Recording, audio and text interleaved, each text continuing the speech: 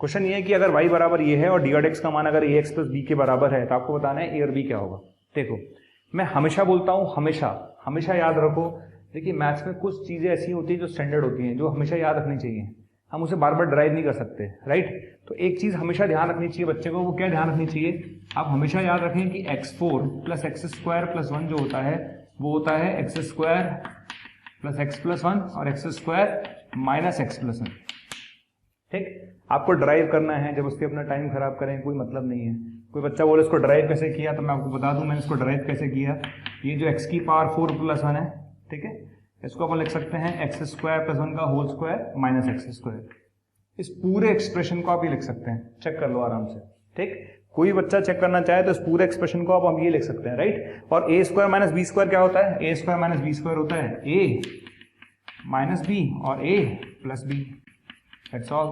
ठीक है, तो लेकिन आपको याद रखना है, मुझे इतना पता है आपको याद रखना है कि जब भी मेरे पास ये एक्सप्रेशन देखूंगा हमेशा याद रखूंगा कि इस एक्सप्रेशन को सर ने बोला था कि ये लिख सकते हैं, राइट। तो सबसे पहले मैं क्या करूंगा, सबसे पहले मैं इस एक्सप्रेशन को लिखने जा रहा हूं। क्या लिखूंगा, इस एक्सप्रेशन को लिखूंगा x square minus x plus 1 और x square plus x plus 1, ठीक है, डिवाइड बाय कितना, ये लीजिए, ये कैंसिल हो गया, समझ में आ गया।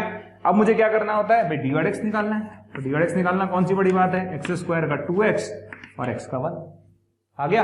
अब आपने जो डी वाई बाई एक्स निकाला है वो किसके बराबर है, वो बराबर है ए एक्स प्लस बी के। तो बताइए ए कितना 2, बी कितना -1, दैट्स ऑल। ठीक है, तो इस तरह से आप कंपेयर कर सकते हैं और ये आपका आंसर आ गया। तो आपका आंसर आएगा बेटा A2 और B -1। 3 क्वेश्चन मैंने लिखे हैं, तीनों ही आसान है, सिंपल सिंपल बेसिक प्रॉब्लम्स हैं, लेकिन ठीक है एक बार देखते हैं कैसे करेंगे, राइट। चलिए सबसे पहले वाले क्वेश्चन पर आते हैं, है ना। अच्छा, सारे बच्चों को दिख रहा होगा कि यहाँ पर 3 संख्या मल्टीप्लाई हो रही है, नहीं 3 नंबर्स मल्टीप्लाई हो रहे हैं। कौन कौन से 3 नंबर मल्टीप्लाई हो रहे हैं बेटा, एक तो ये मल्टीप्लाई हो रहा है, एक ये नंबर मल्टीप्लाई हो रहा है और एक ये नंबर मल्टीप्लाई हो रहा है, क्लियर। तो चूंकि 3 नंबर मल्टीप्लाई हो रहे हैं इसका मतलब मैं क्या लगाऊंगा, मैं लगाऊंगा UVW, प्रोडक्ट रूल। क्या लगाऊंगा, प्रोडक्ट रूल। तो सबसे पहले मैंने f' निकाला, कैसे निकालेंगे, f' निकालने के लिए हम क्या करेंगे, 2 को रखते हैं। तो किसी 2 को रखते हैं, तो मैंने इन दोनों को रखा, ठीक है, और 1 प्लस एक्स का अपलन 1। भाई हम क्या कहते हैं, हम कहते हैं कि किन्हीं 2 को रखोगे तीसरे का, फिर किन्हीं 2 को रखोगे फिर तीसरे का, फिर किन्हीं 2 को रखोगे फिर तीसरे का, यही तो सिखाया हमने, और क्या सिखाया। ठीक है, तो हमने क्या किया भाई, इन 2 को रखा, इसका अपलन किया, प्लस। अब प्लस क्या होगा, प्लस हमने क्या किया, x प्लस 1 को रखा और 9 प्लस एक्स क्यूब की पावर 1/3 को रखा, और हम किसको डिफरेंशिएट करेंगे, हम डिफरेंशिएट करेंगे 3 प्लस एक्स स्क्वायर की पावर हाफ को, राइट। तीसरा हमने x प्लस 1 को रखा, हमने 3 प्लस एक्स स्क्वायर की पावर हाफ को रखा, और हम किसको डिफरेंशिएट करेंगे, हम डिफरेंशिएट करेंगे 9 प्लस एक्स क्यूब की पावर 1/3, राइट।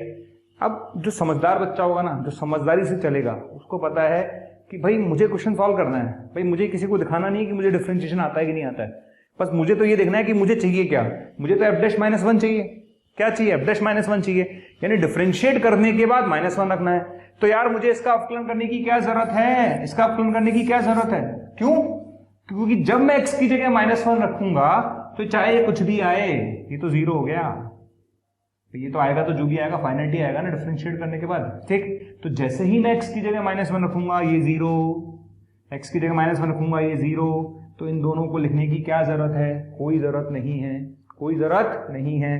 तो बेटा सीधा सीधा x की जगह क्या रख दे, -1 रख दे। क्यों, जैसे x की जगह -1 रखेगा ये पूरा एक्सप्रेशन 0 और ये पूरा एक्सप्रेशन 0, तो तेरा आंसर कितना आएगा, तो f'-1 बराबर आएगा, रखो x की जगह -1, ये कितना देगा आपको 4, ठीक है, 4 की पावर हाफ, करेक्ट है।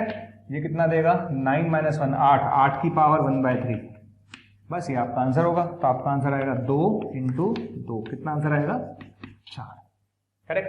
तो ये क्वेश्चन एक इंटेलिजेंट क्वेश्चन बोल सकते हो कि हमने क्या किया, हमने बेसिकली 2 स्टेप्स बचा ली। क्यों बचा ली, क्योंकि हमें डिफरेंशिएशन इसलिए नहीं करना पड़ा क्योंकि हमें x की जगह -1 रखना था, और मुझे पता था कि अगर मैं x की जगह -1 रखूंगा तो ये दोनों टर्म्स 0 हो जाएंगी, पहले से पता था। इसीलिए हमने क्या करा, हमने दिमाग नहीं लगाया ना, इसको हमने डिफरेंशिएट किया, सीधा -1 रख दिया, तो हमारा आंसर आ गया 4, करेक्ट। तो नेक्स्ट क्वेश्चन आता है, चलिए अब हम चलते हैं नेक्स्ट क्वेश्चन की तरफ। देखिए नेक्स्ट क्वेश्चन हमारा लिखा हुआ है sine inverse x upon cos inverse x, यही हमारा question, sine inverse x upon cos inverse x. हमने डिफरेंशिएट किया इसको।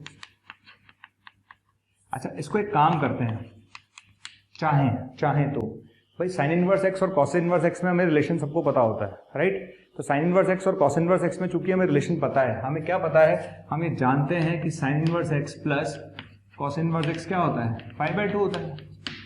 तो एक काम करो ना, साइन इनवर्स एक्स को हटा के π/2 माइनस कॉस इनवर्स एक्स लिख लेते हैं।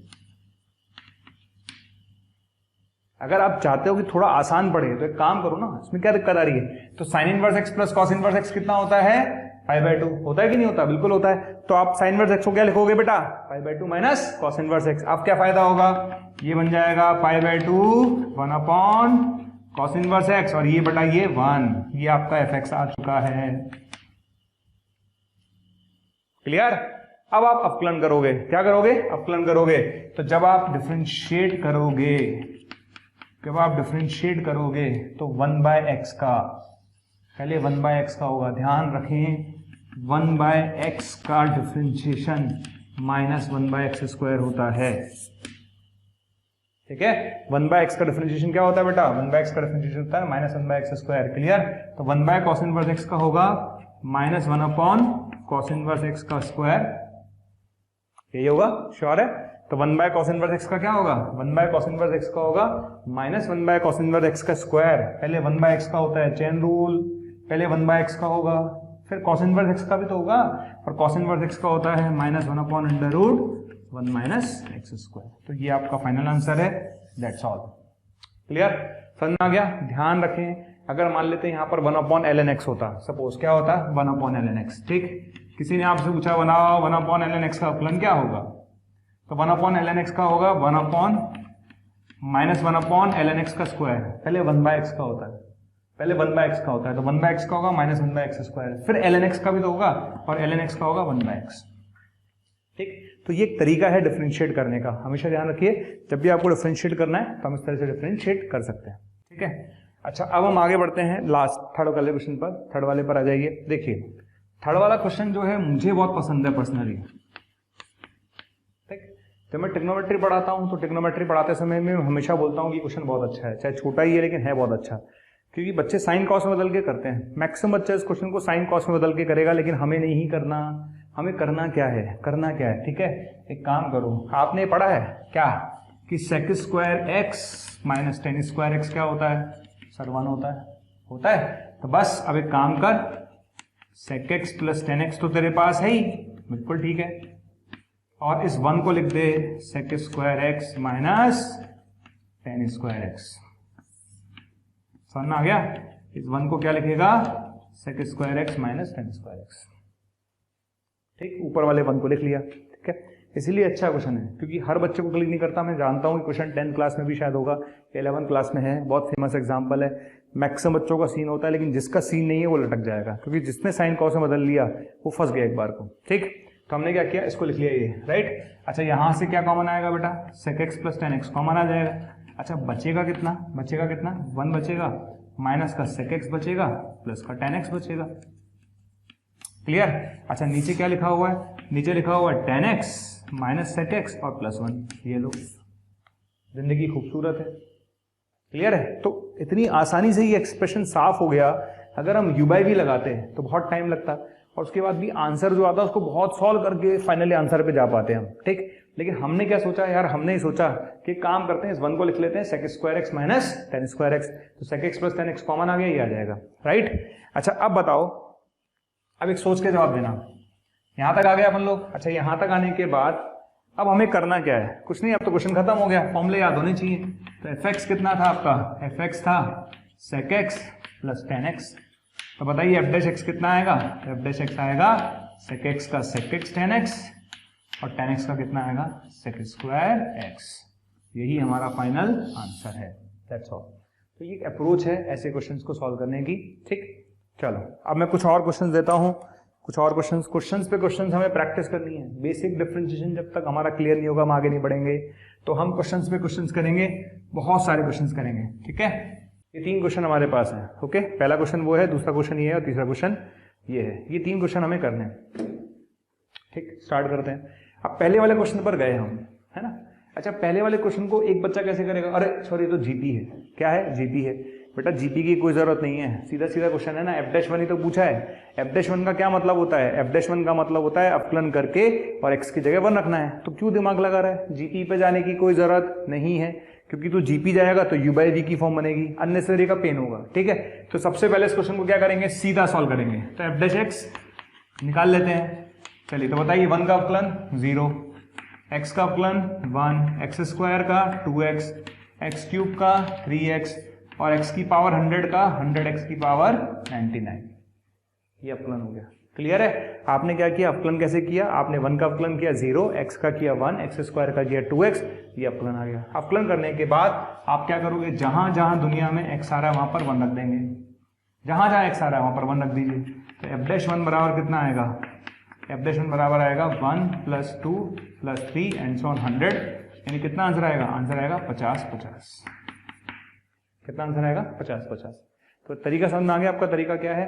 आपने डिफरेंशिएट किया, बिल्कुल कर लिया, और डिफरेंशिएट करने के बाद x की जगह आपने क्या रख दिया? 1 रख दिया। 1 रखने के बाद 1 + 2 + 3 एंड सो ऑन 100 आ रहा है, और ये है 100, 100 प्राकृत संख्याओं का योग, नेचुरल नंबर्स का सम। इसका फॉर्मूला होता है 100 n × n + 1 / 2। तो आंसर आएगा 50-50। ठीक। अच्छा, नेक्स्ट क्वेश्चन आप ट्राई करेंगे, सब ट्राई करिए। जो लोग ये देख रहे हैं ना, पहले क्या करना? पहले खुद ट्राई करना, क्योंकि एक क्वेश्चन मैंने कराया था अभी आपको। कौन सा वाला?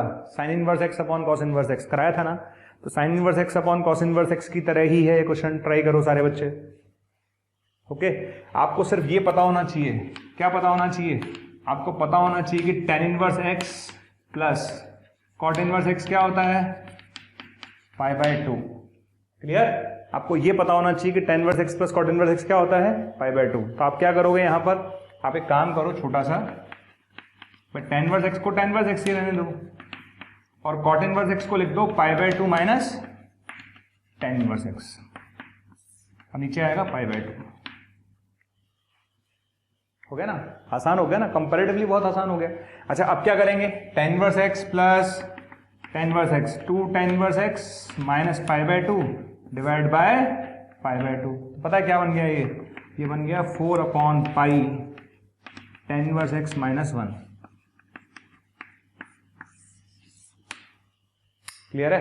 तो आपको मेरी बात समझ में आती होगी मैंने क्या किया। मैंने सिंपल सा फंडा लगाया भाई, tan inverse x plus cot inverse x π/2 होता है, दुनिया में सबको पता है, तो हमने इसको π/2 लिखा। करेक्ट?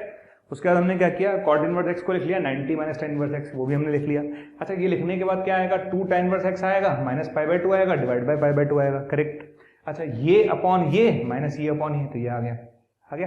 यहां तक आने के बाद मुझे नहीं लगता कि कोई भी बच्चा ऐसा है जो उसको डिफरेंशिएट नहीं कर सकता। तो जब आप इसका अवकलन करेंगे तो 4/π तो है ही। अच्छा, tan इनवर्स x का कितना होगा? tan इनवर्स x का होगा 1/1 + x²। बस ये आपका अवकलन है। क्लियर है? भाई 1 का अवकलन तो 0 हो जाएगा, तो ये आपका अवकलन हो गया। अवकलन करने के बाद उसने आपसे पूछा है f'-1। क्या पूछा है? f'-1। तो क्या करेंगे? जहां जहां दुनिया में x आ रहा है वहां पर क्या रख दीजिए? -1। क्लियर है? जहां जहां दुनिया में x आ रहा है वहां पर क्या रखेंगे? -1। तो f'-1 बराबर आएगा ये 2/π। कितना आएगा? 2/π। तो आपका आंसर आएगा 2/π। ठीक, तो इस तरह से सॉल्व करना है। चलिए लास्ट वाला करिए ट्राई। स्टार्ट करते हैं। देखिए, सबसे पहले इस क्वेश्चन में करेंगे क्या? एक बच्चा है जो सीधा डिफरेंशिएट करना चालू कर देगा u/v से। एक बच्चा सोचेगा, थोड़ा सोच लेते हैं। ठीक, तो यहां से आपको दिख रहा होगा दोनों में x कॉमन आ रहा है। क्या कॉमन आ रहा है? x। ठीक है, तो फर्स्ट और लास्ट में आपने x कॉमन ले लिया, तो क्या बचेगा? 1 + x² बचेगा प्लस x² बचेगा डिवाइड बाय 1 + x² बचेगा। आ गया? यहां तक आने के बाद क्या होगा? ये अपॉन ये प्लस ये अपॉन ये। ठीक है, तो ये अपॉन ये कितना आएगा? x प्लस ये आएगा ये। क्या मेरी बात समझ में आ रही है? क्लियर? हमने क्या किया? हमने सबसे पहले x³ और x में से x कॉमन लिया, तो ये आया प्लस ये आया। अच्छा, डिवाइड करेंगे तो क्या होगा? ये अपॉन ये प्लस ये अपॉन ये। ठीक, इसके बाद इसमें +1 और -1 कर दिया +1 और -1। फायदा क्या होगा? फायदा होगा ये this upon this 1 minus 1/1 + x²। मुझे लगता है इससे ज्यादा शॉर्ट नहीं होगा। ये फाइनल है, इससे ज्यादा हम शॉर्ट नहीं कर पाएंगे इसको। ठीक, कोई बच्चा डायरेक्ट डिफरेंशिएट करना चाहे u/v से, उसमें कोई तकलीफ नहीं है। मैं फिर बोल रहा हूं, अगर आपको लगता है मैं u बाई वी से डायरेक्ट करना चाहता हूं, करो बेटा, कोई दिक्कत नहीं है। अगर आपको लगता है नहीं, थोड़ा सा इसको सॉल्व कर लेते हैं, तो हमने एक्स क्यूब प्लस एक्स में से एक्स कॉमन लिया, ये आया, ठीक है। उसके बाद क्या किया बेटा, हमने ये अपॉन ये किया प्लस ये अपॉन ये किया, फिर 1 ऐड करा 1 सब्ट्रैक्ट करा, तो ये आ जाएगा, आ गया। अब आप एफ डैश एक्स निकालो, क्या निकालोगे, एफ डैश एक्स, तो क्या आएगा, एक्स का अवकलन एक आएगा, इसका 0 हो जाएगा, इसका क्या करेंगे माइनस, इसका करेंगे 1 अपॉन एक्स। ध्यान रखना वापस उसी स्टाइल से करूंगा मैं, 1 अपॉन एक्स, 1 अपॉन एक्स का क्या होता है माइनस 1 अपॉन एक्स का स्क्वायर, फिर एक्स का भी तो करेंगे 2x। ये बात मैं आपको पहले बता चुका हूं, मैंने हमेशा बोला, ध्यान रखिए मैंने क्या करा, सबसे पहले मैंने 1 अपॉन एक्स का किया, फिर एक्स का भी तो करूंगा 2x, करेक्ट, ये आ जाएगा। ये आने के बाद क्या करेंगे, आपको चाहिए था 0 पर वैल्यू, किस पर वैल्यू चाहिए आपको, 0 पर, तो जहां जहां दुनिया में x आ रहा है, जहां जहां दुनिया में x आ रहा है वहां पर क्या रख देंगे आप, x बराबर 0, तो f डैश 0 का मान, f डैश 0 का मान तो 0 हो गया, कितना आ जाएगा 1, तो आपका आंसर आएगा 1।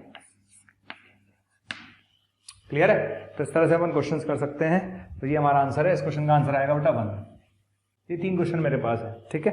मेरा पहला क्वेश्चन है अगर y बराबर sec x डिग्री है तो डी x क्या होगा। दूसरा क्वेश्चन है कि log sin x माइनस 2 है तो डी x क्या होगा। तीसरा क्वेश्चन है यदि 1 1 अल्फा बीटा गामा समीकरण इसके मूल हैं तो आपको बताना इसका मान क्या होगा, ठीक। ये मेरा क्वेश्चन है। अब स्टार्ट करते हैं। देखो पहली बात तो डिग्री आ रहा है ना, डिग्री को हमको रेडियन में कन्वर्ट करना पड़ेगा क्योंकि हम जो फॉर्मूले देखते हैं सब रेडियन वाले हैं। तो यहाँ पर x डिग्री आ रहा है, तो सबसे पहली बात बच्चे को ये पता होना चाहिए कि 180 डिग्री जो होता है वो पाई रेडियन के बराबर होता है, ठीक। तो 1 डिग्री किसके बराबर होता है, पाई बाय 180 रेडियन के। तो x डिग्री किसके बराबर होगा, पाई x बाय 180 रेडियन। समझ आ गया। तो डिग्री देख के घबराना नहीं है, उसको रेडियन में कन्वर्ट कर लो, सिंपल सी बात है। तो 180 डिग्री पाई रेडियन के बराबर होता है, तो 1 डिग्री पाई बाय 180 होगा, तो x डिग्री कितना होगा, पाई x बाय 180 होगा। तो सिंपल तुझे करना क्या था, सिंपली तुझे इस सेक x डिग्री को हटा के लिखना है पाई x बाय 180। समझ आ गया क्या करना था, सिंपल सा फंडा है कि मुझे इस x डिग्री को हटा के क्या लिखना है, पाई x बाय 180। देख लिया। अब आप डिफरेंशिएट करो, तो डिफरेंशिएट जब करेंगे तो पहले सेक का होगा, तो सेक का होगा sec x tan x। सेक का क्या होगा, सेक का होगा sec x tan x। समझ आ गया। सबसे पहले सेक का करेंगे, सेक का होगा sec x tan x, chain rule, फिर अंदर वाले का भी तो होगा। तो आपने सेक का किया sec x tan x, फिर अंदर वाले का भी तो करूंगा, अंदर वाले का मतलब इसका करेंगे, तो पाई x बाय 180 का पाई बाय 180। ये आपका आंसर है। क्लियर। तो पहले सेक का किया sec x tan x, फिर अंदर वाले का किया पाई बाय 180, दैट्स ऑल। ये आपका आंसर है। तो इस तरह से अगर डिग्री आ जाए तो लेकर परेशान होने की जरूरत नहीं है। आपको फंडा क्या लगाना है कि 1 डिग्री इतने रेडियन के बराबर होता है, तो x डिग्री कितने रेडियन के बराबर होगा। इतना लिखने के बाद सिंपल डिफरेंशिएट करो, आपको आंसर मिल जाएगा। क्लियर है। चलिए नेक्स्ट क्वेश्चन पे चलते हैं। देखो नेक्स्ट क्वेश्चन मैं अगर बोलूं तो नेक्स्ट क्वेश्चन हर बच्चा नहीं कर पाएगा, कुछ ना कुछ तो गड़बड़ कर ही देगा। बच्चा क्या करेगा मैं आपको बताता हूँ। क्वेश्चन नंबर 2 में मैक्सिमम बच्चे क्या करेंगे, इसका डी और एक्स निकालेंगे। तो पहले लॉग का करेंगे। लॉग का क्या होगा, 1 अपॉन साइन, ठीक है। लॉग का क्या होगा 1 अपॉन साइन। अच्छा साइन का क्या होगा कॉस, और एक्स का क्या होगा 1। अगर मैं स्टूडेंट होता तो शायद मैं भी यही करता जो आपने किया है ना। मैं लॉग का करता बिल्कुल ठीक है, फिर मैं साइन का करता बिल्कुल ठीक है। अब आपको लग रहा है सर हमने सब कुछ तो सही किया है, फिर हमने गलती क्या की है। बेटा गलती एक बात कर गई हम, गलती ये कर गए हम छोटी सी, वो ये है कि ये जो टर्म है ना, कौन सी वाली टर्म है ना, ये वाली जो टर्म आपको देखनी थी, कौन सी वाली, साइन एक्स माइनस 2, यहाँ पर हमने एक छोटी सी गलती कर दी है। मैं एक बार क्वेश्चन को दोबारा लिख देता हूँ, है ना। ये क्वेश्चन हमारा लॉग साइन एक्स माइनस 2 है, ठीक है। तो यहाँ 1 अपॉन साइन एक्स माइनस 2 है, और साइन एक्स का होगा बेटा कॉस एक्स। छोटी सी मिस्टेक हमने कर दी थी, ठीक है। क्वेश्चन ये है लॉग साइन एक्स माइनस 2, इसको डिफरेंशिएट करना था। लॉग का हमने किया 1 अपॉन साइन एक्स माइनस 2, और साइन एक्स माइनस 2 का किया कॉस एक्स। अब आपको लग रहा होगा इसमें मिस्टेक क्या हो गई, इसमें मिस्टेक हो गई बेटा, एक बहुत छोटी सी मिस्टेक हो गई, लेकिन मिस्टेक की वजह से सारा क्वेश्चन गलत हो गया। क्या, साइन एक्स माइनस 2 हमेशा हमेशा हमेशा नेगेटिव है, साइन एक्स माइनस 2 हमेशा नेगेटिव है, साइन एक्स माइनस 2 दुनिया में हमेशा नेगेटिव है। क्लियर। और चूंकि साइन एक्स माइनस 2 हमेशा नेगेटिव है, तो लॉग कभी नेगेटिव पर परिभाषित ही नहीं होगा। और जब लॉग ही नेगेटिव पे परिभाषित नहीं होगा तो आप इसको डिफरेंशिएट क्यों कर रहे हो, ये पॉसिबल ही नहीं है, दिस इज नॉट पॉसिबल। समझ में आ गया, आ गया क्लियर। तो आप क्या लिखोगे, डज नॉट एग्जिस्ट। क्यों, क्योंकि अरे ये टर्म तो हमेशा नेगेटिव है और लॉग के साथ कभी नेगेटिव आ ही नहीं सकता, क्योंकि लॉग नेगेटिव पे डिफाइंड ही नहीं होता। तो चूंकि लॉग नेगेटिव पे डिफाइंड नहीं होगा, इसलिए अगर किसी बच्चे ने बिना देखे कर दिया ना तो उसका खेल हो गया, उसका खेल हो जाएगा, उसका खेल हो जाएगा, यानी बिगड़ गया जाएगा सर। तो आंसर क्या होगा? Does not exist. क्लियर? अच्छा चलते हैं नेक्स्ट क्वेश्चन पर। अगर हम नेक्स्ट क्वेश्चन पर चलें, डियर स्टूडेंट, हजारों स्टूडेंट्स डेली हमारा वीडियो देख रहे हैं, उसे पसंद कर रहे हैं, लाइक कर रहे हैं। अगर आप भी चाहते हैं कि आपको और वीडियो देखने को मिलें, तो आपको सिर्फ इतना करना है, डिस्क्रिप्शन में जो लिंक दे रखा है उस लिंक पर क्लिक करना है और आप वहां पर जाकर अपना एनरोलमेंट सुनिश्चित कर सकते हैं। अगर आप चाहते हैं कि अगर आपके डाउट्स भी सॉल्व हो, आपको कोर्स भी अवेलेबल हो, स्टडी मटेरियल भी अवेलेबल हो, तो आपको सिंपली आपको करना क्या है, आपको हमारा प्रीमियम कोर्स लेना है। जैसे ही आप हमारा प्रीमियम कोर्स लेंगे, उसके अंदर आपको डाउट सॉल्विंग मिलेगा, आपको स्टडी मटेरियल मिलेगा, आपको टीचर्स के वीडियो लेक्चर्स मिलेंगे, यानी आपको हर चीज़ अवेलेबल होगी जो कॉम्पिटिटिव एग्जाम की तैयारी के लिए इंपॉर्टेंट है। तो आप लोगों से मेरी रिक्वेस्ट है कि आप इसे ज़रूर लें। अगर मैं नेक्स्ट क्वेश्चन पर चलूं तो नेक्स्ट क्वेश्चन क्या कहता है, देखिए नेक्स्ट क्वेश्चन की अगर बात करते हैं तो उसने बोला यदि 1, अल्फा बीटा गामा समीकरण इसके मूल हैं तो आप बताइए इसकी वैल्यू क्या होगी। ये क्वेश्चन आ गया हमारे पास। चलो ठीक है, देखो सबसे पहली बात, इस आपसे कोई पूछे कि अगर मेरी समीकरण द्विघात समीकरण के मूल अल्फा बीटा है, ठीक है, यहां पर ध्यान रखना x की पावर 5 का कोफिशिएंट 1 है, गुणांक 1 है, ठीक है। तो अगर मेरी समीकरण के मूल अल्फा बीटा है और एक्स स्क्वायर का गुणांक 1 है, एक्स स्क्वायर का गुणांक 1 है, तो उसको हम क्या लिखते हैं, x minus alpha into x minus beta, ठीक। अगर मेरी समीकरण के मूल अल्फा बीटा गामा है तो उसको क्या लिखते हैं, x minus alpha x minus beta और x माइनस गामा, ठीक है। अगर मेरी समीकरण के मूल अल्फा बीटा गामा डेल्टा है तो उसको क्या लिखते हैं, उसको लिखते हैं x minus alpha x minus beta x minus gamma और x माइनस डेल्टा। ये होता फंडा, ठीक है। तो समीकरण के मूल अल्फा बीटा है तो ये लिखेंगे, अल्फा बीटा गामा है तो ये लिखेंगे, अल्फा बीटा गामा डेल्टा है तो ये लिखेंगे। यही फंडा होता है हमारे पास। तो राइट, अब सबसे पहले बात, जब आप इस क्वेश्चन को पढ़ोगे तो आपके मन में पहला ख्याल क्या आएगा, अरे आपने बोला इस समीकरण के मूल ये है, तो बताइए इस समीकरण को क्या लिख सकते हैं। तो इस समीकरण को लिख सकते हैं, इस समीकरण को लिख सकते हैं बराबर में क्या लिख सकते हैं, x minus 1 x minus 1 x minus alpha x minus beta और x माइनस गामा। क्या मैं इसको स्क्वायर कर दूं, राइट, आ गया। तो सबसे पहले बच्चे को ये समझना पड़ेगा, क्या समझना पड़ेगा, बच्चे को ये समझना पड़ेगा कि बेटा इस समीकरण के मूल अगर ये हैं तो उसको ऐसे लिखना पड़ेगा। क्लियर? अब मुझे क्या चाहिए, मुझे चाहिए 1 माइनस अल्फा 1 माइनस बीटा और 1 माइनस गामा। तो वो कैसे पैदा होगा देखते हैं, राइट। अब दोनों तरफ अवकलन करते हैं, दोनों तरफ क्या करते हैं, डिफरेंशिएशन, ठीक। तो दोनों तरफ डिफरेंशिएशन कर दीजिए, यानी अवकलन कर दीजिए। करें, इस साइड अवकलन करेंगे तो क्या आएगा, 5x की पावर 4 प्लस a, इधर अवकलन करेंगे तो क्या होगा, 0, इसको रखा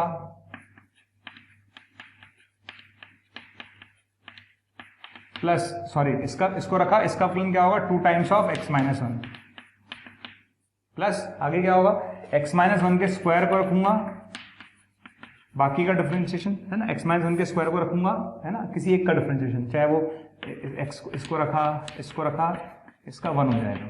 क्लियर? अगले वाले में क्या होगा, x माइनस 1 के स्क्वायर को रखेंगे, x minus alpha x minus gamma और ये बना जाएगा, ठीक है। अगले वाले में क्या होगा, x माइनस 1 के स्क्वायर को रखा, x minus beta x minus gamma और ये बना जाएगा। सिंपल सा फंडा समझ आ गया। फंडा ये है कि आपने दोनों तरफ डिफरेंशिएट कर दिया, दोनों तरफ डिफरेंशिएट करेंगे तो क्या होगा, इसको रखा इसका किया, प्लस इसको रखा इसको रखा इसको रखा इसका किया, फिर इसको रखा इसको रखा इसको रखा इसका किया, है ना, इसको रखा इसको रखा इसको रखा इसका किया, कर दिया। अब मैं दोबारा डिफरेंशिएट करना है, ठीक है, क्योंकि अगर मैं अभी 1 रख दूंगा ना तो सारे 0 हो जाएंगे। तो मुझे क्या चाहिए, मुझे चाहिए 1 minus alpha 1 minus beta 1 minus gamma, यानी मुझे x की जगह तो 1 रखना ही है ना। पर अगर मैं x की जगह अभी 1 रख दूंगा तो सारे 0 हो जाएंगे, ये 0 ये 0, नाचो फिर, ठीक। तो अब डिफरेंशिएट करते हैं, तो दोबारा डिफरेंशिएट करेंगे, कितना आएगा, ये आएगा 20x क्यूब, ये कितना आएगा, x minus alpha x minus beta x minus gamma into 2 आएगा, प्लस प्लस, ठीक है। सब में x माइनस 1 का स्क्वायर तो कॉमन है ही, x माइनस 1 का स्क्वायर तो कॉमन ही है, बचा क्या आपके पास, बचेगा क्या आपके पास, बचेगा जो भी बचेगा वो सबको डिफरेंशिएट करना है। अब आप सोचना अच्छे से, भाई दिमाग वाले खेल है, आप इतने समझदार तो हम सब हैं, क्योंकि ऐसा क्वेश्चन मैं एक और ले चुका हूँ। मैंने वो लिया था ना f'-1 वाला क्वेश्चन, सेम उसी पैटर्न का क्वेश्चन है। मैंने एक बार डिफरेंशिएट किया, ये आ गया। अब मैंने दूसरी बार अवकलन किया तो ये आ गया। ये आने के बाद अब मुझे रखना है x की जगह 1। जब मुझे पता है कि मुझे x की जगह 1 रखना है पहले से ही, तो मैं इनको डिफरेंशिएट करके क्यों लिखूं? क्योंकि जैसे ही मैं x की जगह 1 रखूंगा ये टर्म 0 हो जाएगी भाई, 0 हो जाएगी, तो 0 इंटू सारा का सारा 0 हो जाएगा। तो इस टर्म को लिखने की कोई जरूरत नहीं है, अपना टाइम खराब ना करें, ठीक। किसी की आत्मा की आवाज आए कि नहीं सर मैं तो लिखूंगा तो लिख, अदरवाइज कोई जरूरत नहीं है। क्लियर? और यहां तक आने के बाद क्या करेंगे, बस सिंपल है बेटा, x की जगह 1 रख दे। तो x की जगह क्या रखेंगे, 1 रखेंगे। तो जैसे x की जगह 1 रखेंगे तो ये आएगा 20 के बराबर में आएगा 2, 1 माइनस अल्फा, 1 माइनस बीटा और 1 माइनस गामा। कितना आंसर आ गया, 10, राइट। क्योंकि ये वाला पोर्शन पूरा का पूरा 0 हो जाएगा, इसका मतलब मेरा आंसर कितना है, मेरा आंसर आएगा पूरा 10। तो अच्छा क्वेश्चन है, ठीक।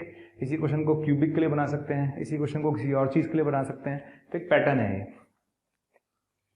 और कुछ और क्वेश्चंस करते हैं अभी, है ना। तो हमने काफी क्वेश्चंस तो देख ही लिए हैं, और हम बहुत सारे क्वेश्चंस और देखते हैं, प्रैक्टिस करते रहेंगे। मैंने क्या बोला, जब तक थोड़ा सा हमारा बेसिक स्ट्रांग नहीं हो जाता, हम क्वेश्चंस की प्रैक्टिस करते रहेंगे। तो हम थोड़े से क्वेश्चन और करते हैं। तो चलिए कुछ और नए क्वेश्चंस की तरफ बढ़ते हैं, राइट। तो चलते हैं नेक्स्ट। देखिए, अगर आपसे पूछे कि f(x) बराबर log ln x to the base x, ये लिखा हुआ है, ठीक। तो आपको बताना है कि f' का मान क्या होगा x बराबर e पर, ठीक है। ये क्वेश्चन हमारे पास है। अब अगर मेरे पास ये क्वेश्चन आया तो मैं स्टार्ट कैसे करूं, मतलब मेरे पास अगर ये क्वेश्चन आ गया तो मैं किस तरह से प्रोसीड करूं। देखिए, एक बात ध्यान रखें, जब लॉग का आधार क्या है, कांस्टेंट है, तो मैंने फॉर्मूले लिखवाए थे आपको। जब लॉग का आधार कांस्टेंट है तो मैंने फॉर्मूले लिखवाए हैं। क्या लिखवाया था, मैंने आपसे बोला था कि अगर differentiation of log x base a लिखा हो तो उसका डायरेक्ट फॉर्मूला मैंने लिखवाया है, ठीक है। मैंने आपको इसका भी फॉर्मूला लिखवाया है। क्या लिखवाया था, अगर ये लिखा हो तो मैंने इसका भी फॉर्मूला आपको लिखवाया है। क्या लिखवाया था, 1/x ln x ln a, और मैंने बोला था बेटा याद रखना, राइट, ठीक। हम ड्राइव कर सकते हैं, करेंगे भी। लेकिन अगर लॉग का आधार परिवर्ती हो, ध्यान रखें, लॉग का आधार अगर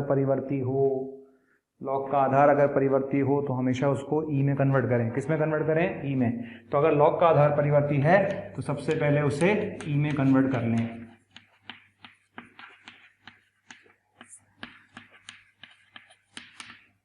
ठीक, किससे कन्वर्ट किया पता है, इसे बोलते हैं बेस चेंजिंग फॉर्मूला, आधार परिवर्तन सूत्र। ऊपर वाला ऊपर और नीचे वाला नीचे।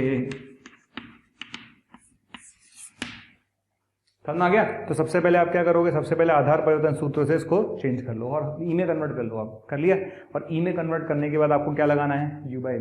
क्या लगाना है, u/v। तो यहां पर हम u/v लगाएंगे। तो u/v कैसे लगाएंगे बेटा, नीचे वाले का स्क्वायर, ठीक है। नीचे वाले को रखा, यानी log x को रखा, ठीक है। नीचे वाले का स्क्वायर लिख लिया। अच्छा, नीचे वाले को रखा, ऊपर वाले का अवकलन, नीचे वाले को रखा, ऊपर वाले का अवकलन। तो log ln x का क्या होगा, 1/ln x, और ln x का होगा 1/x, ठीक। इसको रखा, इसका अवकलन log ln x का 1/ln x, ln x का 1/x, minus log ln x को रखा, log x का 1/x। ये कैंसिल हो गया। क्लियर है। तो मुझे लगता नहीं इसमें कोई दिक्कत आती है। मेन जो चीज है वो हमेशा याद रखिए कि बेस परिवर्तन फॉर्मूला आपको याद होना चाहिए, बस। क्लियर। तो हमने क्या किया, लॉग का आधार परिवर्ती था, हमने सबसे पहले ई बेस में कन्वर्ट कर लिया ई बेस में कन्वर्ट।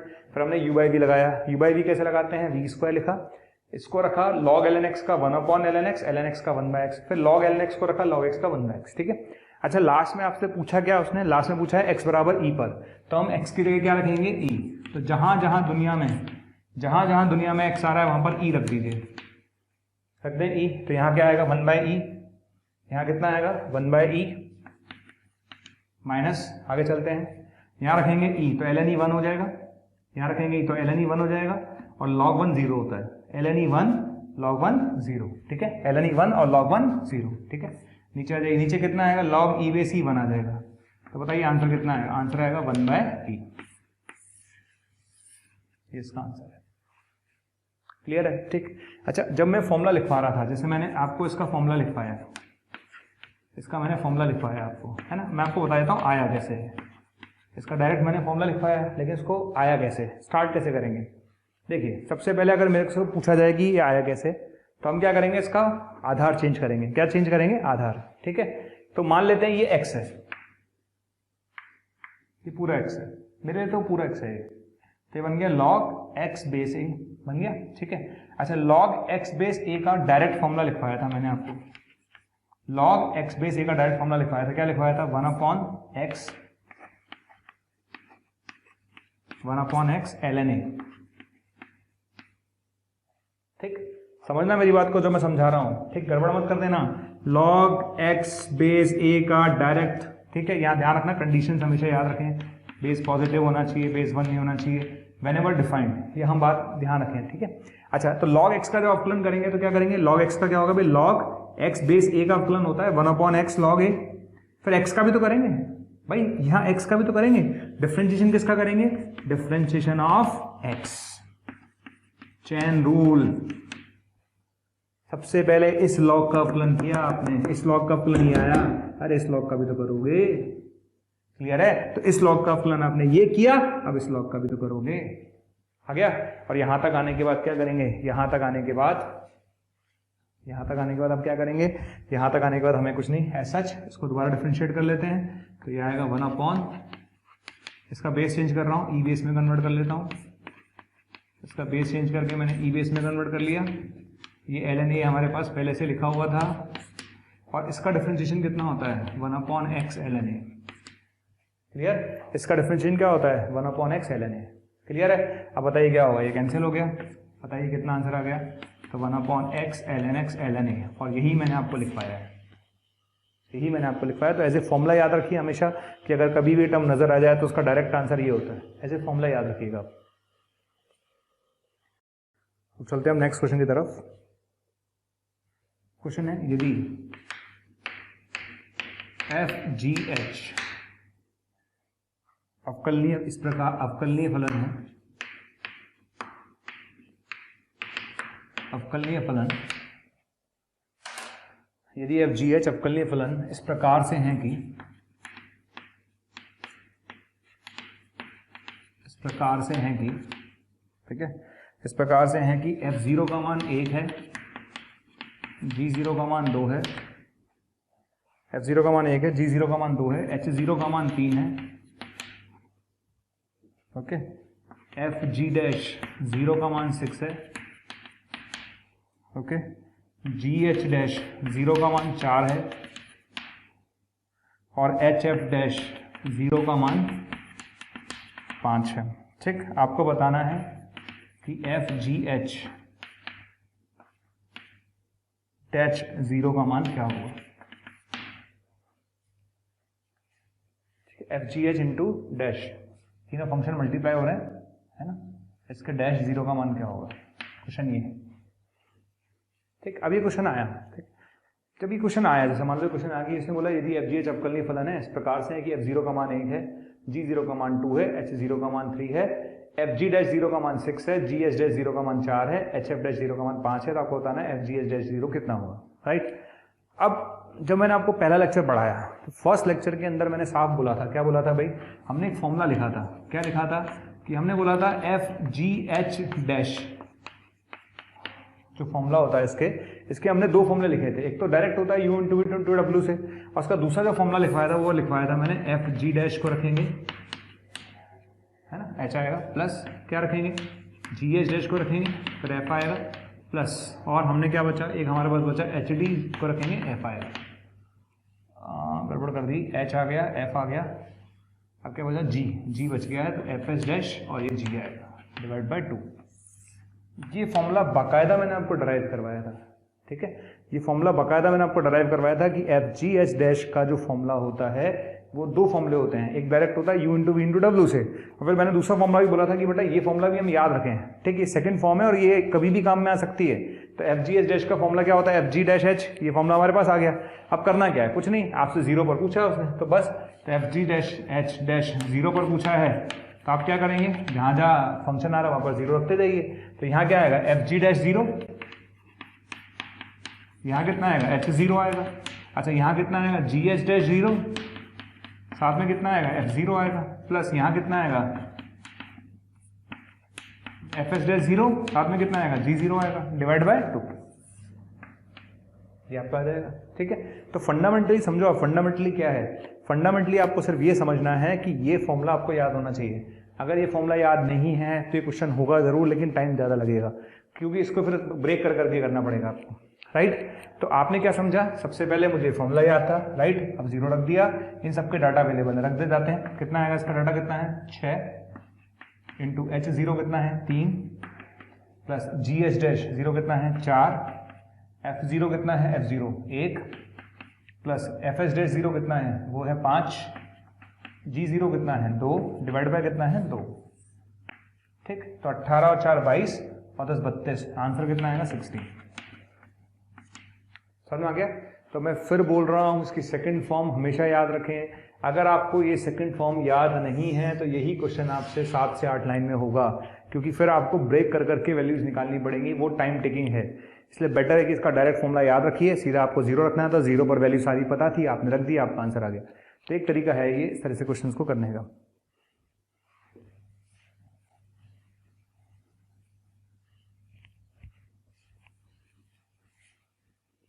चलिए कुछ और क्वेश्चंस की तरफ बढ़ते हैं यहाँ पर लोग।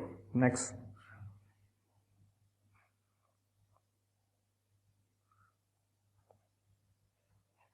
क्वेश्चन हमारे पास है कि fx equals to sine 5π/3 greatest integer x minus x. Okay, x का मान कहाँ से कहाँ तक है 3 से 4 तक है, x का मान कहाँ से कहाँ तक है 3 से 4 तक है। आपको बताना है कि f डैश पाई क्या हो, क्वेश्चन ये है। ठीक, तो क्वेश्चन हमारे पास है फिर fx बराबर साइन 5π/3 ग्रेटेस्ट इंटीरियर x। ध्यान रखिए ये महत्तम पूर्णांक है, GIF है, GIF महत्तम पूर्णांक फलन आ गया। ठीक, अब जो भी बच्चे देख रहे हैं वो ध्यान रखें कि जब भी इस तरह का मेरे पास क्वेश्चन आए तो सबसे पहले मुझे महत्तम पूर्णांक फलन को परिभाषित करना है। यानी हमारी पहली स्टेप क्या होगी, सबसे पहले मैं महत्तम पूर्णांक फलन को परिभाषित करके उसे गायब करूंगा। तो आप बताइए x कहाँ से कहाँ तक है, x मेरा 3 से 4 तक है, x कहाँ से कहाँ तक है, x मेरा 3 से लेकर 4 तक है। ठीक, अगर x 3 से 4 तक है तो महत्तम पूर्णांक x क्या होगा 3 होगा। समझ में आ गया? तो सबसे पहले आप देखिए x कहाँ से कहाँ तक है, भाई x तो 3 से 4 तक था, अगर x 3 से 4 तक है तो महत्तम पूर्णांक x कितना होगा 3 होगा। तो हम क्या करेंगे, जहां जहां जैसे एक ही जगह आ रहा है फिलहाल तो इसको हटाकर क्या लिख देंगे 3 लिख देंगे। तो यानी जो क्वेश्चन देखने में महत्तम पूर्णांक की वजह से सुंदर लग रहा था वो एक नॉर्मल क्वेश्चन बन गया। 5π/3 महत्तम पूर्णांक x की जगह 3 आ गया, माइनस x आ गया। क्लियर? आपको बात समझ में आ गई? सबसे पहले x कहाँ से कहाँ तक 3 से 4, x अगर 3 से 4 है तो महत्तम पूर्णांक x कितना होगा 3 होगा। महत्तम पूर्णांक x अगर 3 होगा तो उसको हटाकर हमने क्या लिख दिया 3 लिख दिया, 3 से 3 कट गया। ठीक, यानी ये तो वही बात हो गई, खोदा पाठ और निकली चुईया। यानी क्वेश्चन क्या हो गया, क्वेश्चन हो गया साइन और 5π माइनस एक्स। बस अब आप उसको डिफ्रेंशिएट कर लो। तो जब आप इसे डिफ्रेंशिएट करेंगे तो साइन का क्या होगा कॉस, साइन का क्या होगा कॉस, और अंदर वाले का क्या होगा -1। क्लियर? तो साइन का अपकलन होगा कॉस और अंदर वाले का होगा -1। अब आप x की जगह पाई रख दीजिए, और जैसे ही आप x की जगह पाई रखेंगे तो ये बनेगा cos 4π इंटू -1। और सारी दुनिया जानती है कि cos 4π 1 होता है, cos 2π cos 4π 1 होता है। तो आंसर कितना आएगा -1। ठीक, तो इस क्वेश्चन का आंसर कितना है -1।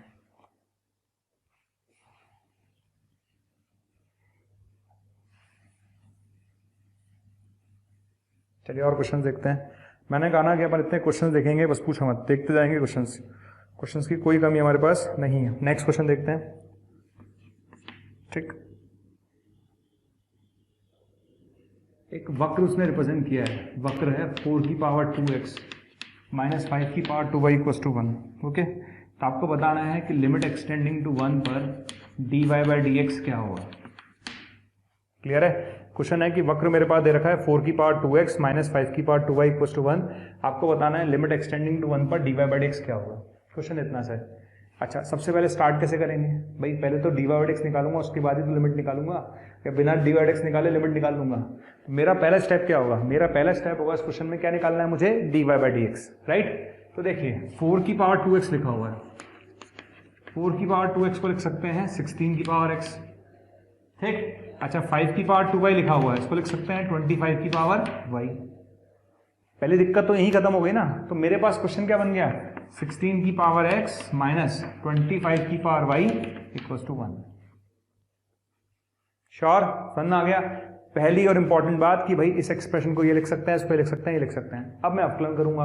अवकलन करते समय ध्यान रखें, a की पावर x का अवकलन आपको याद होना चाहिए, और a की पावर x का अवकलन होता है a की power x ln a।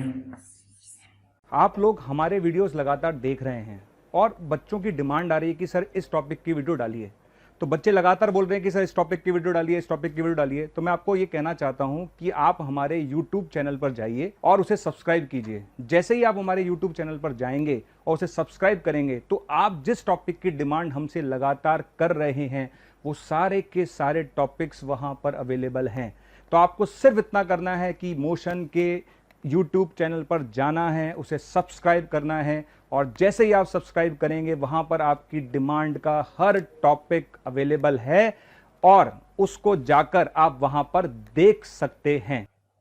Clear है। तो जब आप डिफरेंशिएट करेंगे तो 16 की पावर x का क्या होगा, 16 की पावर x ln 16, 16 की पावर x का 16 की पावर x ln 16, और 25 की पावर y का क्या होगा, 25 की पावर y का 25 की पावर y ln 25, और y का भी तो करेंगे, y का होगा dy/dx, और 1 का अवकलन 0, क्योंकि अवकलन आप x के रेस्पेक्ट में कर रहे हो। तो जब आप x के रेस्पेक्ट में करेंगे, differentiate with respect to x करेंगे, x के रेस्पेक्ट में अवकलन करेंगे, तो 16 की पावर x का 16 की पावर x ln 16, 25 की पावर y का 25 की पावर y ln 25, और y का होगा dy/dx, और 1 का होगा 0। क्लियर। तो यहां से dy/dx जो निकल कर आएगा वो आएगा 16 की पावर x ln 16, और नीचे कितना आएगा, नीचे आएगा 25 की पावर y और ln 25। ये आपका dy/dx आ गया, आ गया। अच्छा यहां तक आने के बाद आगे बढ़ जाते हैं, है ना, ये हमारा dy/dx आ गया। अच्छा यहां तक आने के बाद हम क्या करेंगे, यहां तक आने के बाद dy/dx हमारे पास आई है, तो 16 की पावर x अपॉन 25 की पावर y। अच्छा इसको लिखते हैं 2 की पावर 4, 4 की पावर 2 लिख लेते हैं। तो 4 की पावर 2 लिखेंगे तो 2 आगे आ जाएगा। इसको लिखेंगे 5 की पावर 2, तो 2 आगे आ जाएगा, और ये कट गया। क्लियर। तो 16 को लिखेंगे 4 की पावर 2 और 25 को लिखेंगे 5 की पावर 2। क्लियर है। और आपने पूछा है लिमिट एक्सटेंडिंग टू 1 पर, लिमिट एक्सटेंडिंग टू 1 पर।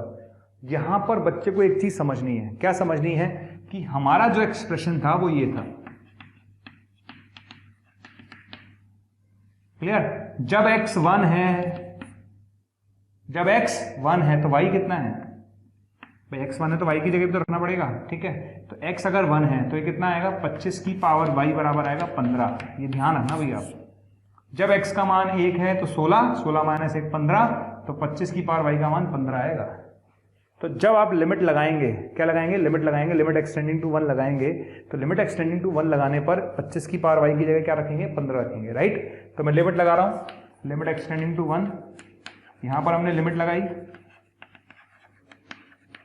क्लियर। तो 16 की पावर x, 16 की पावर x तो 16 हो गया, 16 की पावर x अपॉन 25 की पावर y, और ये बना हुआ है ln 4 अपॉन ln 5। ये तो है ही। जब मैं x की जगह 1 रखूंगा, जब मैं x की जगह 1 रखूंगा तो 16 की पावर x कितना होगा, 16, और 25 की पावर y, 25 की पावर y कितना होगा, यहां से 15 होगा। 16/15 ln 4/ln 5, ये हमारा आंसर होगा। तो गड़बड़ मत करना। इस क्वेश्चन में स्टार्टिंग बहुत आसान थी, हमने इसको लिख लिया ऐसे, फिर हमने डिफरेंशिएट करा, उसमें कोई दिक्कत नहीं है। हमने dy/dx निकाला, उसमें कोई दिक्कत नहीं है। बच्चे को दिक्कत आएगी लिमिट रखने पर। तो लिमिट x की जगह 1 रखेंगे, तो x की जगह 1 तो रख दिया, 16 आ गया, लेकिन 25 की पावर y का क्या होगा। तो आप वक्र के पास जाओगे और बोलोगे बेटा अगर मैं x की जगह 1 रखूं तेरे अंदर तो y कितना देगा, तो 25 की पावर y का मान 15 आएगा। तो 25 की पावर y की जगह 15 रखेंगे, और ये हमारा फाइनल आंसर है। क्लियर, ये हमारा फाइनल आंसर है। चलिए, तो इस तरह क्वेश्चन करने की आदत होनी चाहिए। अच्छा क्वेश्चन था। मैं इस क्वेश्चन को फुल मार्क्स दूंगा भाई, है ना। मैं इस क्वेश्चन को फुल मार्क्स देने वाला हूं। क्यों, देखिए आपके पास क्वेश्चन है कि एफ एक्स ई की पावर एक्स है, जी एक्स दे रखा है, एच एक्स बराबर एफ ऑफ जी एक्स है। आपने पूछा है एच डैश एक्स का मान क्या होगा। देखो सबसे पहली बात तो एच एक्स किसके बराबर है, एफ ऑफ जी एक्स के। एच एक्स किसके बराबर है, एफ ऑफ जी एक्स के। ठीक, चूंकि आप भाई आप अवकलन पढ़ रहे हो तो अवकलन पढ़ने के लिए पहले आपने अवकलनीयता पढ़ा होगा, और अगर आपने अवकलनीयता पढ़ा होगा तो मैं आपको बता दूं, अवकलनीयता अगर आपने पढ़ा होगा तो जी डैश एक्स अगर आप निकालते हैं तो उसका जी डैश एक्स आएगा 2x लेस देन हाफ पर, ठीक है, और इसका अवकलन आएगा 1 ग्रेटर देन हाफ पर, यही आएगा, ठीक है। तो ये आ जाएगा, क्लियर, ठीक। अगर मैं हाफ से छोटे पर देखूं तो हाफ से छोटे पर इसकी वैल्यू 1 आएगी, 2 इंटू हाफ 1 आएगी, और हाफ से बड़े पर देखूं तो हाफ से बड़े पर इसकी वैल्यू 1 आ रही। तो एक बात तो तय है कि gx जो है वो x बराबर हाफ पर अवकलनीय है। आपने क्या करा, gx का अवकलन निकाला g डैश x निकाला, हाफ से छोटे पे इसकी वैल्यू 1 आ रही है, हाफ से बड़े पर वैल्यू 1 आ रही है, इसका मतलब gx जो है वो x बराबर हाफ पर अवकलनीय है, बात तो तय है, ठीक है। तो ये बात मैं लिख देता हूँ, क्या लिख देता हूँ कि gx जो है वो x बराबर हाफ पर क्या है, अवकलनीय है। gx जो है वो x बराबर हाफ पर अवकलनीय है, ये बात हम लिख देते हैं, राइट है। अच्छा, अब हमें करना क्या है, हमें तो इसका अवकलन निकालना था, तो हमने इसका अवकलन निकाला, तो कैसे करेंगे, पहले f का करेंगे, किसका करेंगे, f का, तो f का होगा f डैश, तो gx का होगा g डैश x। समझ में आ गया मैंने क्या किया, मैंने क्या किया, सबसे पहले मैं f का करूंगा, f का क्या होगा f डैश, फिर gx का क्या होगा g डैश x, हो गया अवकलन। अवकलन तो सारे बच्चे कर ही लेंगे। अच्छा, अवकलन करने के बाद x की जगह क्या रखना है, हाफ, तो हमने x की जगह हाफ रख दिया। जब हमने x की जगह हाफ रख दिया तो ये आएगा f डैश, ये आएगा g हाफ, और ये आएगा g डैश हाफ। इसमें कोई दिक्कत नहीं है, आराम से आ जाएगा, ठीक है। अब बात आती है g हाफ कितना है, g हाफ कितना है, ठीक है। अच्छा ओके, इसमें hx बराबर f ऑफ gx है ना, तो g हाफ कितना है, g हाफ निकाल लेते हैं यहाँ से। g हाफ का मान यहाँ पर आ जाएगा, बराबर में दिख रहा है हाफ, x बराबर हाफ दिख रहा है, x बराबर हाफ दिख रहा होगा, x बराबर हाफ पे हाफ रख दो, यहाँ पर कितना आएगा, हाफ माइनस 1/4, 1/4 आएगा, हाफ माइनस 1/4, 1/4 आएगा, क्लियर। तो g हाफ का मान 1/4 आएगा, और g डैश हाफ का मान मैंने इसीलिए निकाला ही अवकलन, मुझे पता था इसकी जरूरत पड़ेगी। g डैश हाफ देख लो आप कितना आ रहा है, g डैश हाफ माइनस 1 पे 1 आ रहा है, हाफ प्लस पे 1 आ रहा है, इसका मतलब g डैश हाफ कितना है बेटा, अरे g डैश हाफ तो 1 ही है। अवकलनीय पढ़कर आए हो ना, अवकलनीय अगर पढ़कर आए हो तो अगर g डैश हाफ माइनस की वैल्यू 1 है और g डैश हाफ प्लस की वैल्यू 1 है तो g डैश हाफ की वैल्यू 1 होगी, क्लियर। तो बेटा इसकी जगह तो 1 आएगा। अब बचा f डैश 1/4, क्या बचा, f डैश 1/4। हम ये जानते हैं कि fx बराबर e की पावर x को कितनी बार भी डिफ्रेंशिएट करो, e की पावर x का अवकलन e की पावर x ही रहेगा, समझ में आ गया। fx बराबर e की पावर x को कितनी बार भी डिफरेंशिएट करो, e की पावर x का अवकलन e की पावर x ही रहेगा। तो f डैश 1/4 कितना आएगा, e की पावर 1/4, और ये आपका आंसर है। तो अच्छा क्वेश्चन है, बढ़िया क्वेश्चन है, थोड़ा चेंज आपको मिलेगा क्वेश्चन करने से, बढ़िया है, थोड़ा सा अच्छा है ना। देखिए आप इस तरह क्वेश्चन को कैसे करना है। खैर ऐसे 2-3 क्वेश्चन हम ऑलरेडी कर चुके हैं, तो मुझे लगता नहीं अब आपको दिक्कत आने वाली है। ऐसे क्वेश्चन में आपको दिक्कत नहीं आती बच्चे को। उसने बोला है कि fx जो है वो अवकलनीय फलन है, एक धनात्मक फलन है 0 से अनंत में। उसने ये बोला है कि f2 का मान अगर 1/4 है और f डैश 2 का मान -3 है तो g डैश 2 का मान क्या होगा। क्वेश्चन ये है। तो स्टार्ट कैसे करेंगे भाई, सीधी सी बात है, आपने मुझसे पूछा है g डैश 2, तो इसका मतलब मुझे तो g डैश x निकालना है। तो मैंने सबसे पहले g डैश x निकाला, तो यहाँ निकालेंगे हम g डैश x। यहाँ यूनिट भी लगाइए आप, क्या लगाइए, यूनिट भी। तो ln x² fx को रखेंगे x³ का 3x² प्लस x³ को रखेंगे, ln का होगा 1/x² fx, और x² fx को रखेंगे तो x² fx का f dash x plus fx को रखेंगे x² का 2x। क्या मेरी बात समझ में आ रही है। सबसे पहले क्या किया अपन ने, इसको रखा x³ का 3x² प्लस x³ को रखा, ln का किया, ln के बाद यहाँ पर यूनिट भी लगा देंगे, क्या लगा देंगे, यूनिट भी। यहाँ तक समझ में आ गया, ठीक है। यहाँ तक समझ में आने के बाद ये भाई कैंसिल हो गया, ये दुनिया से विदा हो गया, x बचेगा, राइट। कुछ नहीं करना है, हमको दिमाग नहीं लगाना है, सिंपल अवकलन करना है। कैसे, इसको रखा, इसका किया, इसको रखा, इसका किया, कर दिया। उसके बाद आप देखो आपको 2 पर वैल्यू चाहिए, तो जहां जहां दुनिया में x आ रहा है वहां पर 2 रख दो, है ना। जहां जहां दुनिया में 2x आ रहा है तो g डैश 2 बराबर कितना आएगा, g डैश 2 बराबर आएगा ln, ये आएगा 4f2 इंटू ये कितना आएगा 12, अच्छा ये कितना आएगा 2/f2, ये कितना आएगा, ये आएगा 4f डैश 2, अच्छा ये कितना आएगा 4f2। पहले देख लो आराम से, कोई दिक्कत नहीं हो, फिर आगे बढ़ेंगे, ठीक है। हमने क्या किया, सबसे पहले हमने हमने इसको रखा एक्स क्यूब का किया, फिर एक्स क्यूब को रखा, इसका अपलन कर दिया। अपलन करने के बाद जहाँ जहाँ दुनिया में एक्स आ रहा था वहाँ पर 2 रख दिया, तो ये आएगा ln 4f2, ये 12 आ जाएगा। यहाँ रखेंगे तो 2/f2 और ये आएगा 4f2 प्लस 4f2। क्लियर? अब इन सबके मान आपको पता है, रख लोगे? ठीक है, तो f2 की जगह रखेंगे 1/4, f2 की जगह रखेंगे 1/4, f2 की जगह जैसे 1/4 रखोगे तो 4 से 1/4 कटेगा, 1 बचेगा, log 1 0, ये पूरा 0 हो गया। इधर आ जाइए, है ना, यहाँ पर क्या है, f2 की जगह रखेंगे 4 1/4, तो ये 4 ऊपर चला गया। यहाँ आ जाइए 4 f'2 कितना है -3 प्लस 4 f'2 कितना है 1/4। ठीक है, तो आंसर कितना आएगा? आंसर आएगा 8 इंटू -11। आंसर कितना आएगा? 8 इंटू -11, कितना आंसर आएगा? -88। ठीक है, आंसर आएगा -88। करेक्ट? तो इस क्वेश्चन का आंसर आएगा -88। चलिए, तो ये एक पैटर्न था इस तरह के क्वेश्चंस के। नेक्स्ट क्वेश्चन हमारे पास है कि y equals to f 2x - 1/x² + 1। Okay, और f' का जो मान है वो लिखा हुआ है sin x²। f' का मान क्या लिखा हुआ है? sin x² लिखा हुआ है। ठीक है, आपको बताना dx क्या होगा।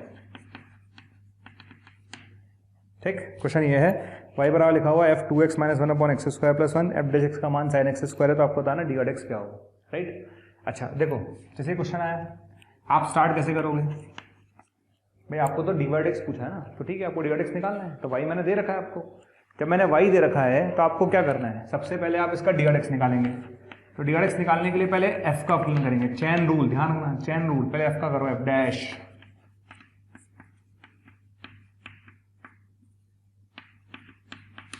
क्लियर? पहले f का अपलन करो, f', फिर अंदर वाले का भी तो करोगे। किसका? अंदर वाले का भी तो करोगे। क्या करोगे अंदर वाले का? x² + 1 का स्क्वायर u बाई वी। पहले f का करो, f', फिर अंदर वाले का करोगे u बाई वी से, तो x² + 1 का स्क्वायर, x² + 1 को रखेंगे 2x - 1 का 2, और 2x - 1 को रखेंगे x² का 2x। ठीक, तो पहले f का अपलन f', फिर अंदर वाले का u बाई वी से। हो गया? यहां तक आने के बाद क्या करेंगे? इंपॉर्टेंट पार्ट जो समझाना है वो समझ लो, बाकी सब तुम्हें आता है। क्या करना है? इंपॉर्टेंट पार्ट इतना सा है बेटा कि f' किसके बराबर है? f' sin x² के बराबर है। ठीक, और अगर f' sin x² के बराबर है तो f' ये किसके बराबर होगा? तो f' ये बराबर होगा sin 2x - 1/x² + 1 के स्क्वायर के। अगर f' sin x² है तो f' ये क्या होगा? sin इसका स्क्वायर होगा। ठीक है, और ये वाला पार्ट आप लिख लेना as it is, same as it is, copy मार लेना सेम। क्लियर है? तो पहली चीज समझने की क्या थी? पहले f का करेंगे f', फिर अंदर वाले का करेंगे u बाई वी से ही आ जाएगा।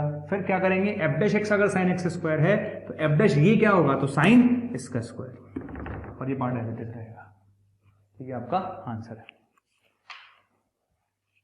सबसे पहली बात, मैंने एक क्वेश्चन कराया था महत्तम पूर्णांक वाला, आपको याद होगा। क्लियर है? मैंने क्या बोला था कि महत्तम पूर्णांक अगर आ जाए तो सबसे पहले महत्तम पूर्णांक को परिभाषित कर लेना। राइट? तो हम क्या करेंगे, हमें जानते हैं कि जो फ्रैक्शनल पार्ट होता है ना, फ्रैक्शनल पार्ट ऑफ x बराबर क्या होता है? x माइनस महत्तम पूर्णांक x। तो हम क्या करेंगे, सबसे पहले इसको लिखेंगे महत्तम पूर्णांक x, और इसको लिखेंगे x माइनस महत्तम पूर्णांक x। ठीक है, इसको लिखेंगे x माइनस महत्तम पूर्णांक x, और इसको लिखेंगे महत्तम पूर्णांक x।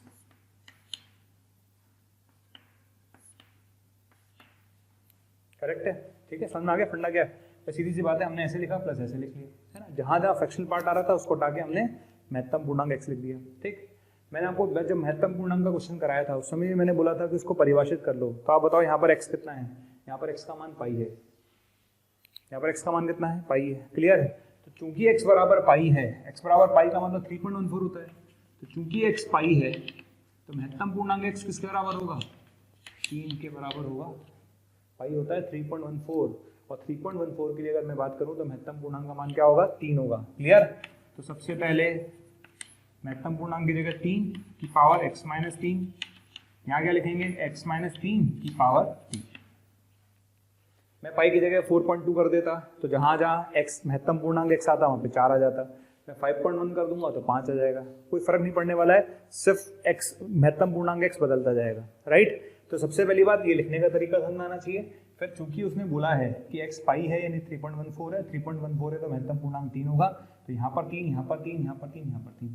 अब एक नॉर्मल क्वेश्चन है, ठीक, इसका अपलन सब कर सकते हैं, a की पावर x है, a की पावर x का क्या होगा, a की पावर x ln a की पावर x का a की पावर x ln है, ठीक है, और x माइनस 3 के क्यूब का क्या होगा, पावर आगे आ जाएगी और एक पावर कम हो जाएगी, ये आपका आंसर है, खत्म। ओके, चलिए और देखते हैं क्वेश्चन।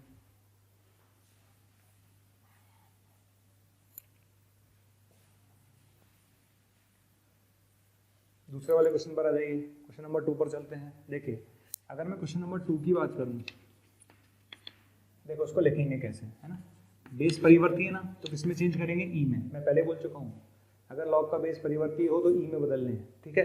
तो कैसे लिखेंगे, ऊपर वाला ऊपर, नीचे वाला नीचे, क्लियर। हमने बात पहले बोली थी लॉग का बेस परिवर्ती हो तो उसको ई में बदल लें, ठीक है। यहां तक आने के बाद क्या करेंगे, यहां तक आने के बाद log m upon n, log m upon n, तो क्या बनेगा log e base e 1 minus log x, ठीक है। यहां लग बनेगा log m into n, log m into n क्या होगा, log m plus log n, तो ये आएगा 1 प्लस log x, ठीक। तो आपको फंडा सुनना है, फंडा क्या है, फंडा है भाई log m upon n, log m minus log n, ये log m इंटू n क्या होगा, log m plus log n, बस यहाँ पर u बाई लगा दो, आप क्या लगा दो, u बाई v, राइट। तो u बाई v कैसे लगाएंगे, नीचे वाले का स्क्वायर, नीचे वाले का स्क्वायर, इसको रखा, इसको रखा, इसका अपलन माइनस 1 बाय एक्स, ठीक है, इसको रखा, इसका अपलन 1 बाय एक्स, दैट्स ऑल, ये आपका आंसर है, ठीक। तो देखने में सुंदर था पर क्वेश्चन सॉल्व करोगे तो बिल्कुल आसान था। अब हम चलते हैं थर्ड क्वेश्चन पर, हम चलते हैं थर्ड क्वेश्चन पर, आइए थर्ड क्वेश्चन पर चलते हैं। देखो इसमें एक चीज आप समझो, थर्ड क्वेश्चन में क्या समझनी है आपको बात, आपको ये समझना है कि ये जो एक्सप्रेशन मैंने लिखा हुआ है का इनवर्स लिखा हुआ है, इनवर्स का क्या मतलब होता है, इनवर्स का मतलब होता है 1 अपॉन,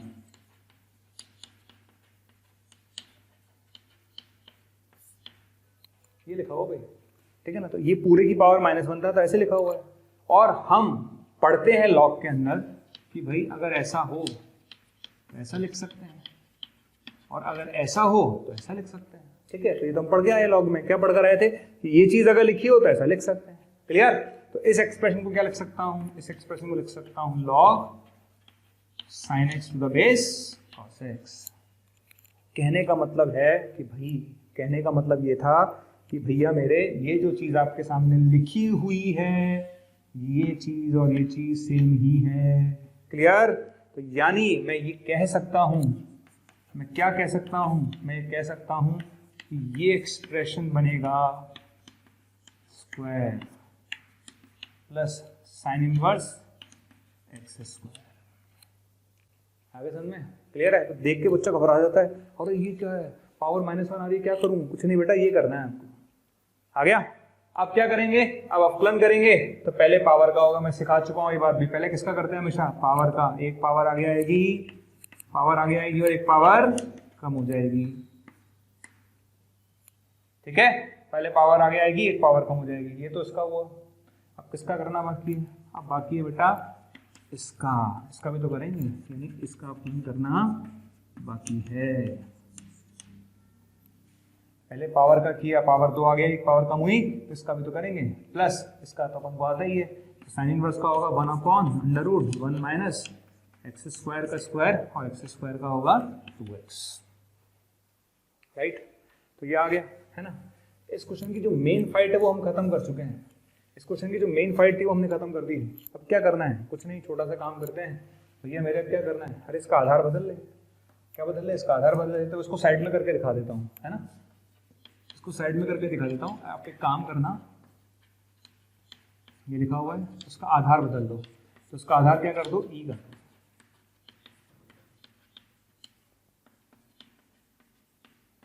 इसका आधार आप ई कर दो, ऊपर वाला ऊपर और नीचे वाला नीचे। समझ में आ गया फंडा क्या है, फंडा सिंपल से, आप उसका आधार बदलना और यहाँ पर क्या लगाना, u बाई वी, क्या लगाना, u बाई वी। तो कैसे लगाएंगे, नीचे वाले का स्क्वायर, नीचे वाले का स्क्वायर, ठीक है, इसको रखेंगे, इसको रखेंगे, इसका अपलन क्या होगा, log sin x का 1/sin x और sin x का होगा cos x, ठीक है ना। log sin x का 1/sin x और sin x का होगा cos x minus log sin x को रखेंगे, log sin x को रखेंगे log cos x का 1/cos x, cos x का माइनस sin x यानी माइनस tan x, ठीक है। तो ये चीज उठा के आपको यहाँ रखनी है, समझ आ गया, तो आपका आंसर आ जाएगा।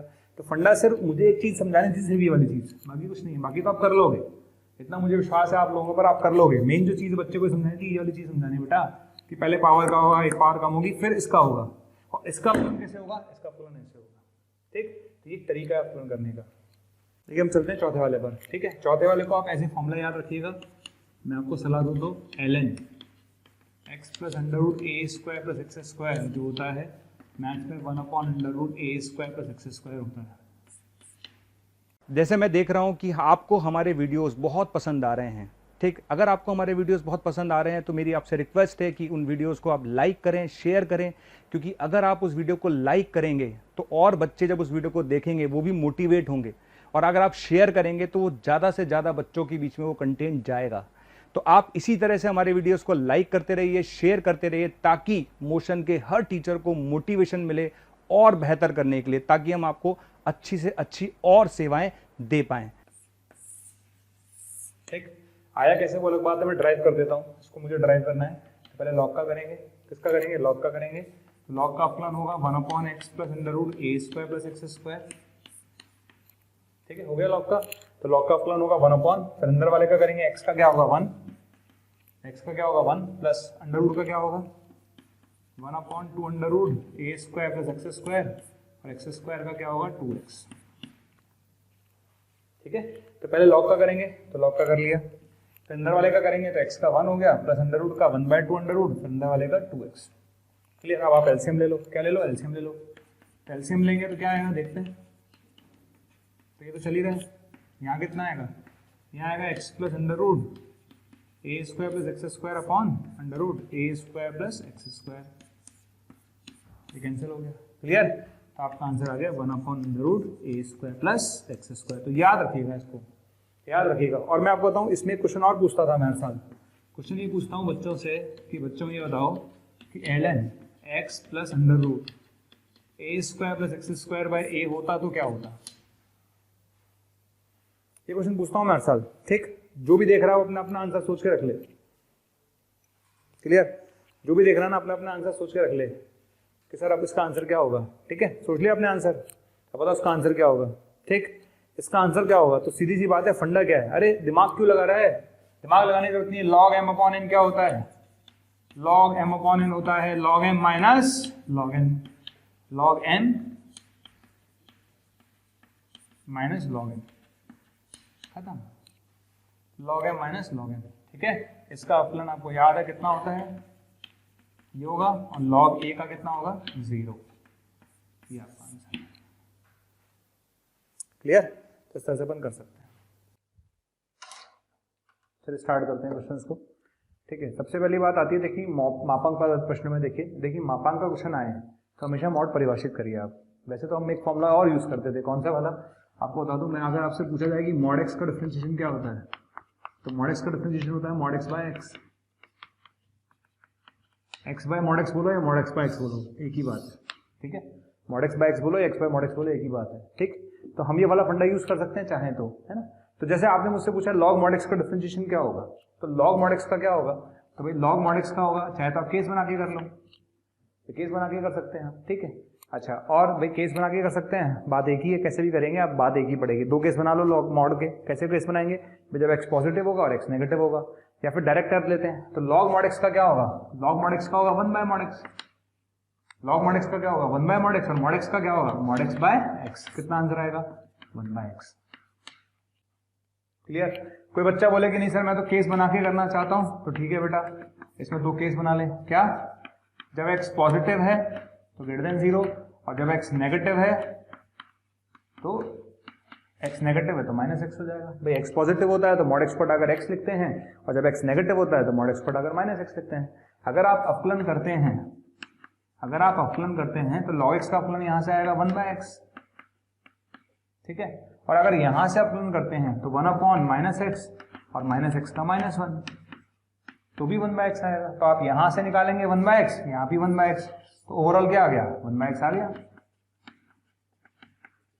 जैसा आपको ठीक लगे वैसे करिए। log mod x का अपलन होता 1/x है, ये ध्यान रखिएगा बस, ठीक। तो मॉड का क्वेश्चन अगर आता है तो जब भी मॉड का क्वेश्चन आए तो आप ट्राई करें कि सबसे पहले उसे डिफाइन कर लें। अगर आप डिफाइन नहीं करेंगे तो थोड़ी तकलीफ होगी आपको। तो बेस्ट है जब भी मॉड का क्वेश्चन आए तो पहले उस पॉइंट पर, जिस पॉइंट पर वो बात कर रहा है, उस पॉइंट पर उसे परिभाषित करिए। मॉड के क्वेश्चंस का फंडा ये है कि सबसे पहले हम मॉड को परिभाषित करें, उसके बाद ही हम आगे बढ़ेंगे, राइट। तो अब मैं चलता हूँ सेकेंड क्वेश्चन पर।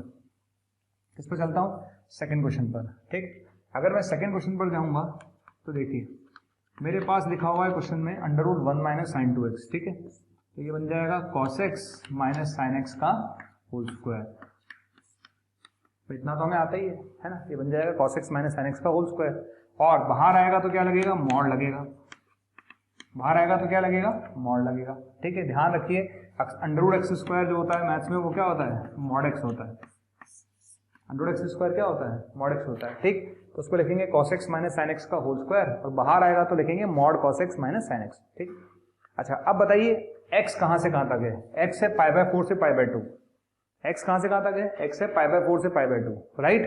तो देखना बच्चे से मैं क्या कर रहा हूं, कि साइन का ग्राफ है, ये किसका ग्राफ है, साइन का ग्राफ है, ठीक है।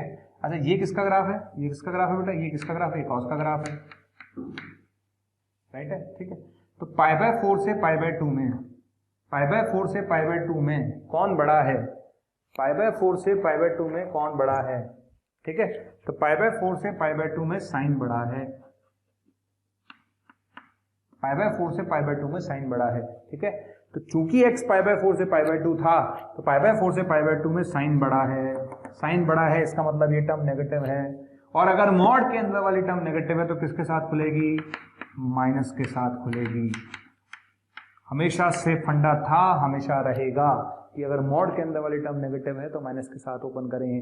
तो चूंकि मेरा साइन π/4 से π/2 में साइन बड़ा है तो ये टर्म नेगेटिव हो गई और मॉड के अंदर वाली टर्म नेगेटिव है तो माइनस के साथ खुलेगी। अब आप इसको लिख सकते हैं, इसका अपलन y कितना आ गया, y आ गया -cos x + sin x और इसका अपलन कोई भी बच्चा कर सकता है। तो इसका अपलन आएगा dy/dx बराबर sin x + cos x। ये आपका आंसर, दैट्स ऑल, ठीक है। तो ये आपका आंसर है, इस तरह से क्वेश्चन को करना होता है ना।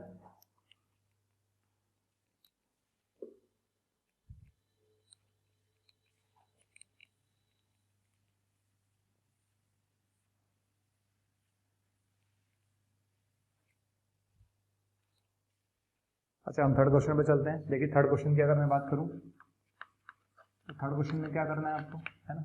इसको लिख सकते हैं x - 2 × x - 3 लिख सकते हैं।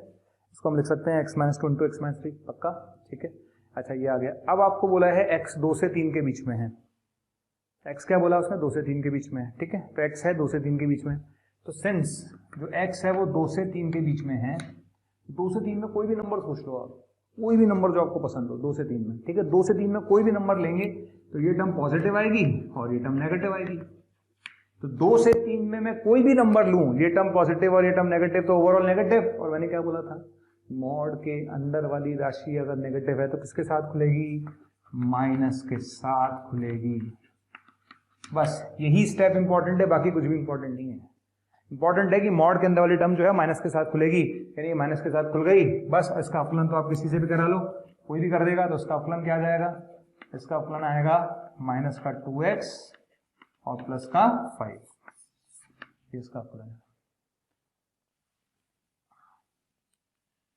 अच्छा अगर हम बात करते हैं किसकी, क्वेश्चन नंबर 4 की, क्वेश्चन नंबर 4 पर आ जाते हैं। देखिए क्वेश्चन नंबर 4 को अगर मैं देखूं, है ना, क्वेश्चन नंबर 4 को अगर मैं देखूं तो क्या होगा। देखिए ये लिखा हुआ है मॉड में sin x - mod cos x लिखा हुआ है, sin x - mod cos x। तो आप बताइए 7π/6 लिखा हुआ, क्या लिखा हुआ, 7π/6। मैंने क्या सिखाया आपको, जब भी मॉड का क्वेश्चन करना हो पहले बेटा मॉड परिभाषित कर लो। तो मैंने देखा x का जो है ना, x कितना है बेटा, 7π/6।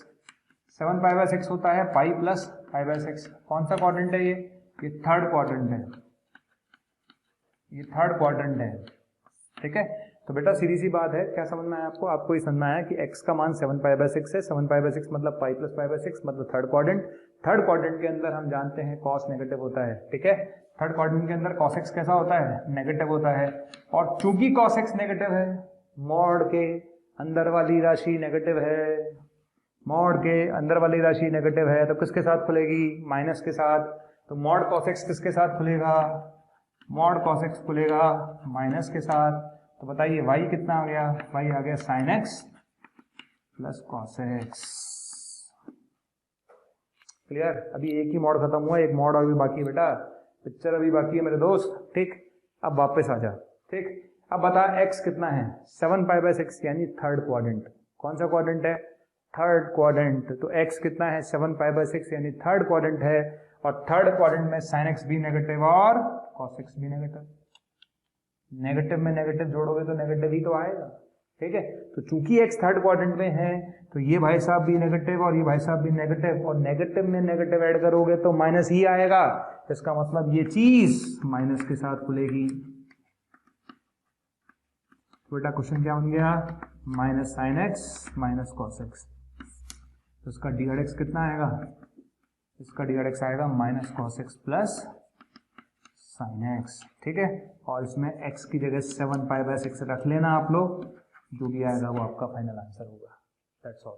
तो एक तरीका है क्वेश्चंस को सॉल्व करने का, इस तरह से क्वेश्चंस को हम सॉल्व करते हैं। ये अप्रोच है हमारी, है ना। मॉड के क्वेश्चंस को जब भी हम सॉल्व करते हैं तो इस तरह से करते हैं, राइट है। चलिए हम नेक्स्ट क्वेश्चन की तरफ चलते हैं, है ना। नेक्स्ट क्वेश्चन जो है बहुत फेमस एग्जाम्पल है, चलिए आपको मैक्सिमम बुक्स के अंदर मिल जाएगा। क्वेश्चन क्या है? fx equals to under root x minus 1 plus under root x plus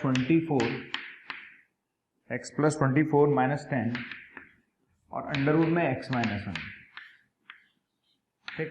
actually ये क्वेश्चन ऐसा है ना कि आपको मैक्सिमम बुक्स में मिल जाएगा, मैक्सिमम लोग इसको पेपर में पूछ चुके होते हैं एक बार, है ना। इसको y बोल देते हैं। चलिए, तो आपको निकालना है कि आपको डी x निकालना है। क्या निकालना है? डी x निकालना है। अच्छा, x कहां से कहां तक है? 1 से लेकर 26 तक, ठीक। अब देखो, दो तरह के स्टूडेंट होते हैं। एक बच्चा क्या करेगा, इस क्वेश्चन को देखेगा, सीधा स्टार्ट कर देगा डिफरेंशिएट करना। एक बच्चा सोचेगा नहीं यार, एक काम करते हैं, थोड़ा सा सोचता हूँ, उसको कहीं सिंप्लीफाई तो नहीं कर सकता, ठीक है। तो उसको सिंप्लीफाई करने की कोशिश करेगा। तो वही कोशिश मैं आपके सामने कर रहा हूँ। मैंने क्या किया, इसको सोचा कि यहाँ पर रूट x माइनस 1 मुझे दिख रहा है ना। तो सबसे पहले मैंने क्या सोचा कि मेरे को यहाँ पर रूट x माइनस 1 दिख रहा है, ठीक है। अब मैंने क्या किया, इसके बारे में सोचा यार इसका क्या करूं, है ना। तो मैंने सोचा यार इसको अगर मैं x माइनस 1 लिख दूं, भाई 24 है ना, 24 है, मुझे तो x माइनस 1 में खेलना है। तो x माइनस 1 में खेलना है तो मैंने क्या किया, 24 को लिखा x minus 1 plus 25 minus 10 under root x minus 1। Clear? और आपको दिख गया होगा कि ये एक्सप्रेशन आपको दिख रहा है क्या है, ठीक है। आई थिंक मैक्सिमम स्टूडेंट्स को दिख गया होगा कि ये एक्सप्रेशन क्या है। अगर आपको नहीं दिखा, मैं आपको दिखाता हूं। ये लिखा हुआ x माइनस 1 का square minus 10 under root x minus 1 plus 5 का स्क्वायर। क्लियर? तो मतलब अगर किसी बच्चे ने, देखो ये ऐसा नहीं है कि यही क्वेश्चन दोबारा आने वाला है एग्जाम में, ऐसा नहीं, इसको चेंज कर सकते हैं। मैं नया क्वेश्चन डिजाइन कर सकता हूँ, क्वेश्चन जितने चाहें आप डिजाइन करिए, कोई एंड नहीं है, मतलब क्वेश्चन आप बना सकते हैं। लेकिन आपको जब आप ऐसा क्वेश्चन कर लोगे तो आपको लगेगा हाँ यार सर ने बोला था। सर ने क्या बोला था कि बेटा अगर ऐसा क्वेश्चन आया तो कैसे डील करना है, ठीक है। तो आपको सोचना कैसे था, यार ये x माइनस 1 था तो मैंने सोचा सबको x माइनस 1 में कन्वर्ट कर लेते हैं। हमने किया और ये चीज बन गई। पता है क्या बन गई? a स्क्वायर बन गया, ये b स्क्वायर बन गया और ये 2ab बन गया। क्या बन गया? a square plus b square minus 2ab। तो ये एक्सप्रेशन जो बनेगा ये तो एज इट इज रहेगा। और ये एक्सप्रेशन क्या बनेगा? ये बनेगा under root x minus 1 minus 5 का होल स्क्वायर। क्लियर? और ये बात मैं कई बार बोल चुका हूं। क्या बोल चुका हूं? कि भैया जब ये चीज रूट से बाहर आएगी तो क्या लगेगा? मॉड लगेगा, ठीक। मैक्सिमम बच्चे तो यही गलती कर सकते हैं। हो सकता है आपने मॉड नहीं लगाया, अगर आपने मॉड नहीं लगाया तो फेल हो गया आपका, ठीक। मैक्सिमम बच्चे ये गलती कर सकते हैं, इसलिए ध्यान रखना, यहाँ पर मॉड लगेगा। अब आप आगे समझना, अब आगे क्या होने वाला है, ठीक है। अच्छा, उसने बोला है कि x जो है ना, x 1 से लेकर 26 तक है। तो चूंकि x 1 से लेकर 26 तक है तो x माइनस 1 0 से 5 तक है।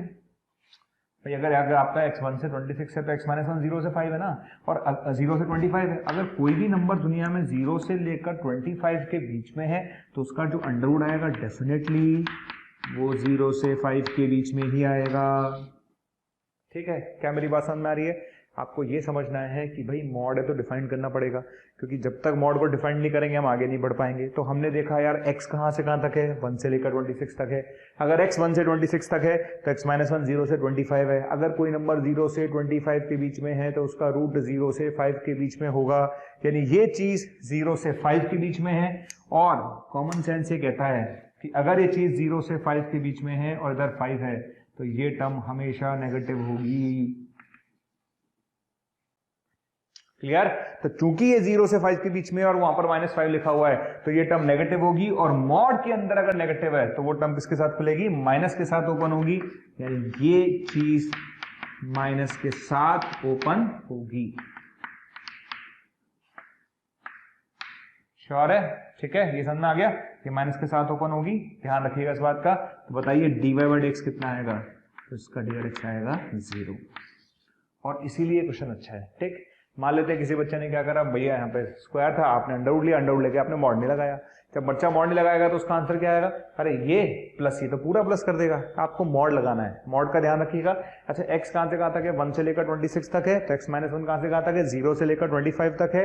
कोई भी नंबर अगर 0 से 25 के बीच में होगा तो उसका अंडरवुड 0 से 5 के बीच में होगा, और चूंकि उसका अंडरवुड 0 से 5 के बीच में है इसलिए ये टर्म नेगेटिव है। मॉड के अंदर वाली टर्म नेगेटिव है तो माइनस के साथ ओपन होगी, अगर माइनस के साथ ओपन होगी तो टर्म कैंसिल हो जाएगी, यानी y बचेगा 5, और अगर y बचेगा 5 तो dy/dx क्या होगा, 0। ठीक है, तो इस क्वेश्चन का आंसर हम क्या देंगे, इस क्वेश्चन का आंसर देंगे 0। चलिए अब हम चलते हैं नेक्स्ट क्वेश्चन की तरफ।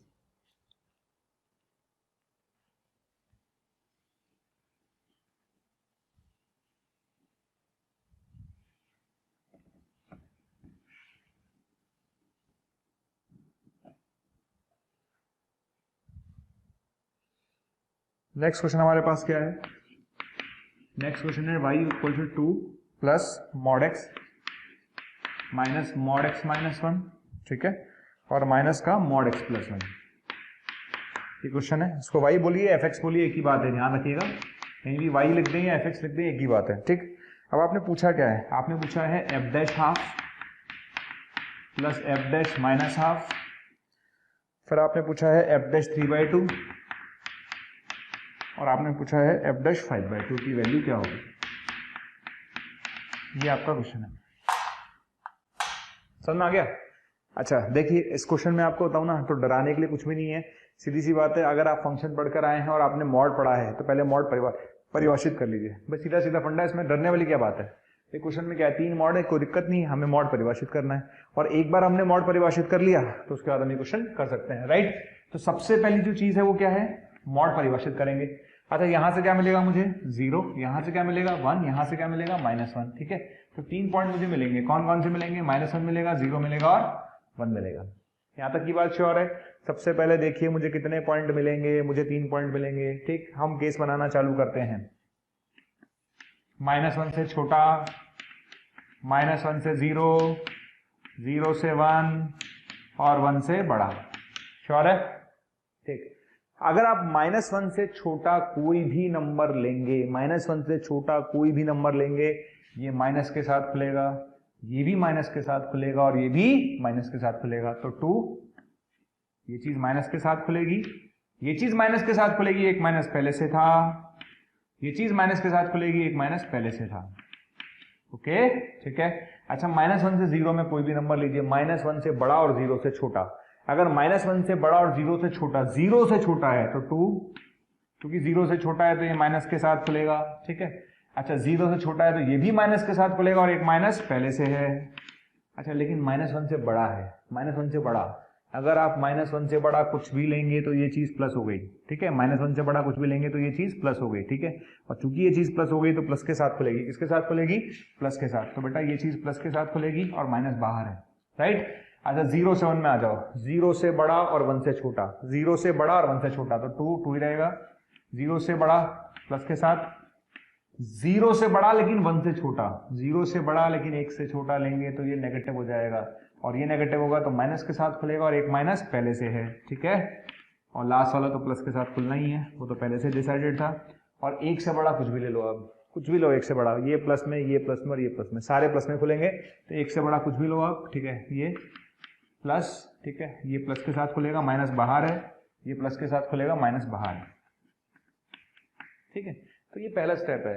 ये क्वेश्चन कराने का मेरा मोटो सिर्फ इतना सा है कि भैया आपको डर ना लगे। सीधी सी बात है, आपको डरने वाली क्या बात है यार? क्वेश्चन आया, मॉड का क्वेश्चन आया, सबसे पहले आपने डिफाइन कर लिया, तो आपने डिफाइन कर लिया, इसमें क्या दिक्कत है, राइट है। अच्छा, इसको थोड़ा आगे बढ़ जाते हैं। तो यहाँ से y इक्वल्स टू मेरे पास कितना आ गया, देख लेते हैं कितना आ रहा है भाई। -x से +x गया, कितना बचेगा? -1 से +1 गया तो x + 2 बचेगा। ध्यान से देखिएगा, है ना, ये x + 2 बच गया आपके पास। इधर आ जाते हैं, इधर क्या आएगा भाई? -x से +x गया तो ये बचेगा -x बचेगा, करेक्ट है, सिर्फ ओनली -x बचेगा। तो ये -1 से 0 में -x बचेगा। ठीक है, आराम से देखिए, कोई जल्दी नहीं है अपन को। ये 2 है, ये -1 है, ये -1 कट गया तो -x बचेगा। अच्छा, 0 से 1 में देखें तो ये -x से +x गया तो क्या बचेगा? x बचेगा, करेक्ट है, ओनली x बचेगा, राइट है। अच्छा, लास्ट वाले में अगर आ जाए तो लास्ट वाले में x गया तो -x बचेगा, -x बचेगा और क्या बचेगा? 3 बचेगा, 2 बचेगा, ये 1 से बड़ा बचेगा। ठीक, तो ये हमारे पास फाइनली बचा है। इसको अपन देख लेते हैं, इसको एनालाइज कर लीजिए आप लोग, है ना। तो मेरे पास क्या बचा है यहाँ पर? -x बचा है, 2 और 1 3, और ये गया 1, तो बचेगा 2, राइट है, ये बच जाएगा अपने पास। अच्छा, ऊपर हमारे पास कितना बचा था? ऊपर हमारे पास बचा था ये प्लस के साथ खुला था, ये प्लस, राइट है। तो मेरे पास आया था x गया तो कितना बचेगा? x + 2। ठीक, ये मेरे पास आ गया फाइनली, डन है। अच्छा, यहाँ तक आ गए, है ना, यहाँ तक आ गए, इसमें कोई दिक्कत नहीं किसी तरह की, कैसा भी बच्चा उसको ओपन कर सकता है, ये परिभाषित कर लिया। अब हमारा काम तो ये नहीं है ना यार, हमारा काम तो उसके आगे चालू होता है। हम क्या करेंगे? इसको डिफरेंशिएट करेंगे। क्या करेंगे? इसे डिफरेंशिएट कर लेते हैं, ठीक है। हमने इसका dy/dx निकाल लिया, क्या निकाला? इसका dy/dx निकाल लिया, तो इसका dy/dx आएगा 1, करेक्ट है। अच्छा, इसका कितना आएगा? -1 आएगा, ठीक है, करेक्ट है। इसका dy/dx कितना आएगा? इसका dy/dx 0, इसका 1 आएगा, बिल्कुल ठीक है। और इसका dy/dx कितना आएगा? इसका dy/dx आएगा -1 आएगा। चलिए, ये आ जाएगा, श्योर। तो मुझे लगता नहीं कि यहाँ तक आपको किसी भी तरह की कोई तकलीफ यहाँ पर आने वाली है। इस तरह से आप डिफाइन कर सकते हैं कि dy/dx आ गया। अब आप देखिए क्या चाहिए आपको? f' चाहिए, f' ढूंढो कहाँ पर आएगा? f', है ना, हाफ आता है 0 से 1 में, है ना। हाफ कब आता है? 0 से 1 में, तो उस पर वैल्यू कितनी है? 1, ठीक है। तो 0 से 1 में हाफ आता है, तो हाफ पर वैल्यू कितनी है? 1, करेक्ट। तो f' की वैल्यू क्या होगी? तो f' की वैल्यू होगी 1, करेक्ट है, f' की वैल्यू हो गई। f' -½ पहले -½ ढूंढो, है ना। तो -½ कहां पर आएगा बेटा? -½ आएगा -1 से 0 में, ठीक। तो -½ कहां पर आएगा? -1 से 0 में आएगा, उस पर वैल्यू कितनी है? -1 है, तो यहां आएगा -1, ठीक है, ये आ गया। अब आता है f' 3/2 कहां पर होता है भाई? 3/2 होता है 1 से बड़ा। 3/2 कहां होता है? 1 से बड़ा, ठीक है। तो 1 से बड़े पर वैल्यू कितनी है? -1, तो यहां पर वैल्यू कितनी आएगी? -1 आएगी, करेक्ट है। अच्छा, यहाँ पर आ रहा है 5/2 भी 1 से बड़ा है, और 5/2 भी 1 से बड़ा है, तो वैल्यू कितनी आएगी? -1, करेक्ट है। तो आंसर कितना आएगा बेटा इसका? आंसर आएगा -2, तो आंसर इसका आएगा बेटा -2, करेक्ट है। तो इस तरह से अपन सॉल्व कर सकते हैं, ठीक। इस क्वेश्चन की थीम समझ में आई आपको? क्या है इस क्वेश्चन की जो थीम है? वो ये है कि यहाँ पर सबसे पहले हमने मॉड को परिभाषित किया। मॉड को डिफाइन करना आप फंक्शन में सीख कर आते हैं, तो वो आपको आना चाहिए। आराम से डिफाइन करिए, डिफाइन करने के बाद आप डिफरेंशिएट करिए, और डिफरेंशिएट करने के बाद आप देख लीजिए हाफ कहाँ पर आ रहा है भाई? हाफ आता है 0 से 1 में, तो 0 से 1 कहाँ है? ये रहा बेटा 0 से 1, उसमें वैल्यू कितनी है? 1 है, ठीक है। -½ कहाँ पर आ रहा है? -½ आता है -1 से 0 में, -1 से 0 वैल्यू कितनी है? -1 है, तो -1 रखो। अच्छा, 3/2 1 से बड़े पर आता है, 5/2 1 से बड़े पर आता है, राइट। तो इस तरह से हम वैल्यू निकाल सकते हैं, राइट है। चलिए, तो ये कुछ क्वेश्चंस थे, है ना। मॉड के क्वेश्चंस को सॉल्व करने की अब आपको आदत होनी चाहिए। 1821 799, या आप बोल सकते हैं 180021217999। इस नंबर पर कॉल करके आपको जो भी कंटेंट चाहिए वो आपको अवेलेबल हो जाए।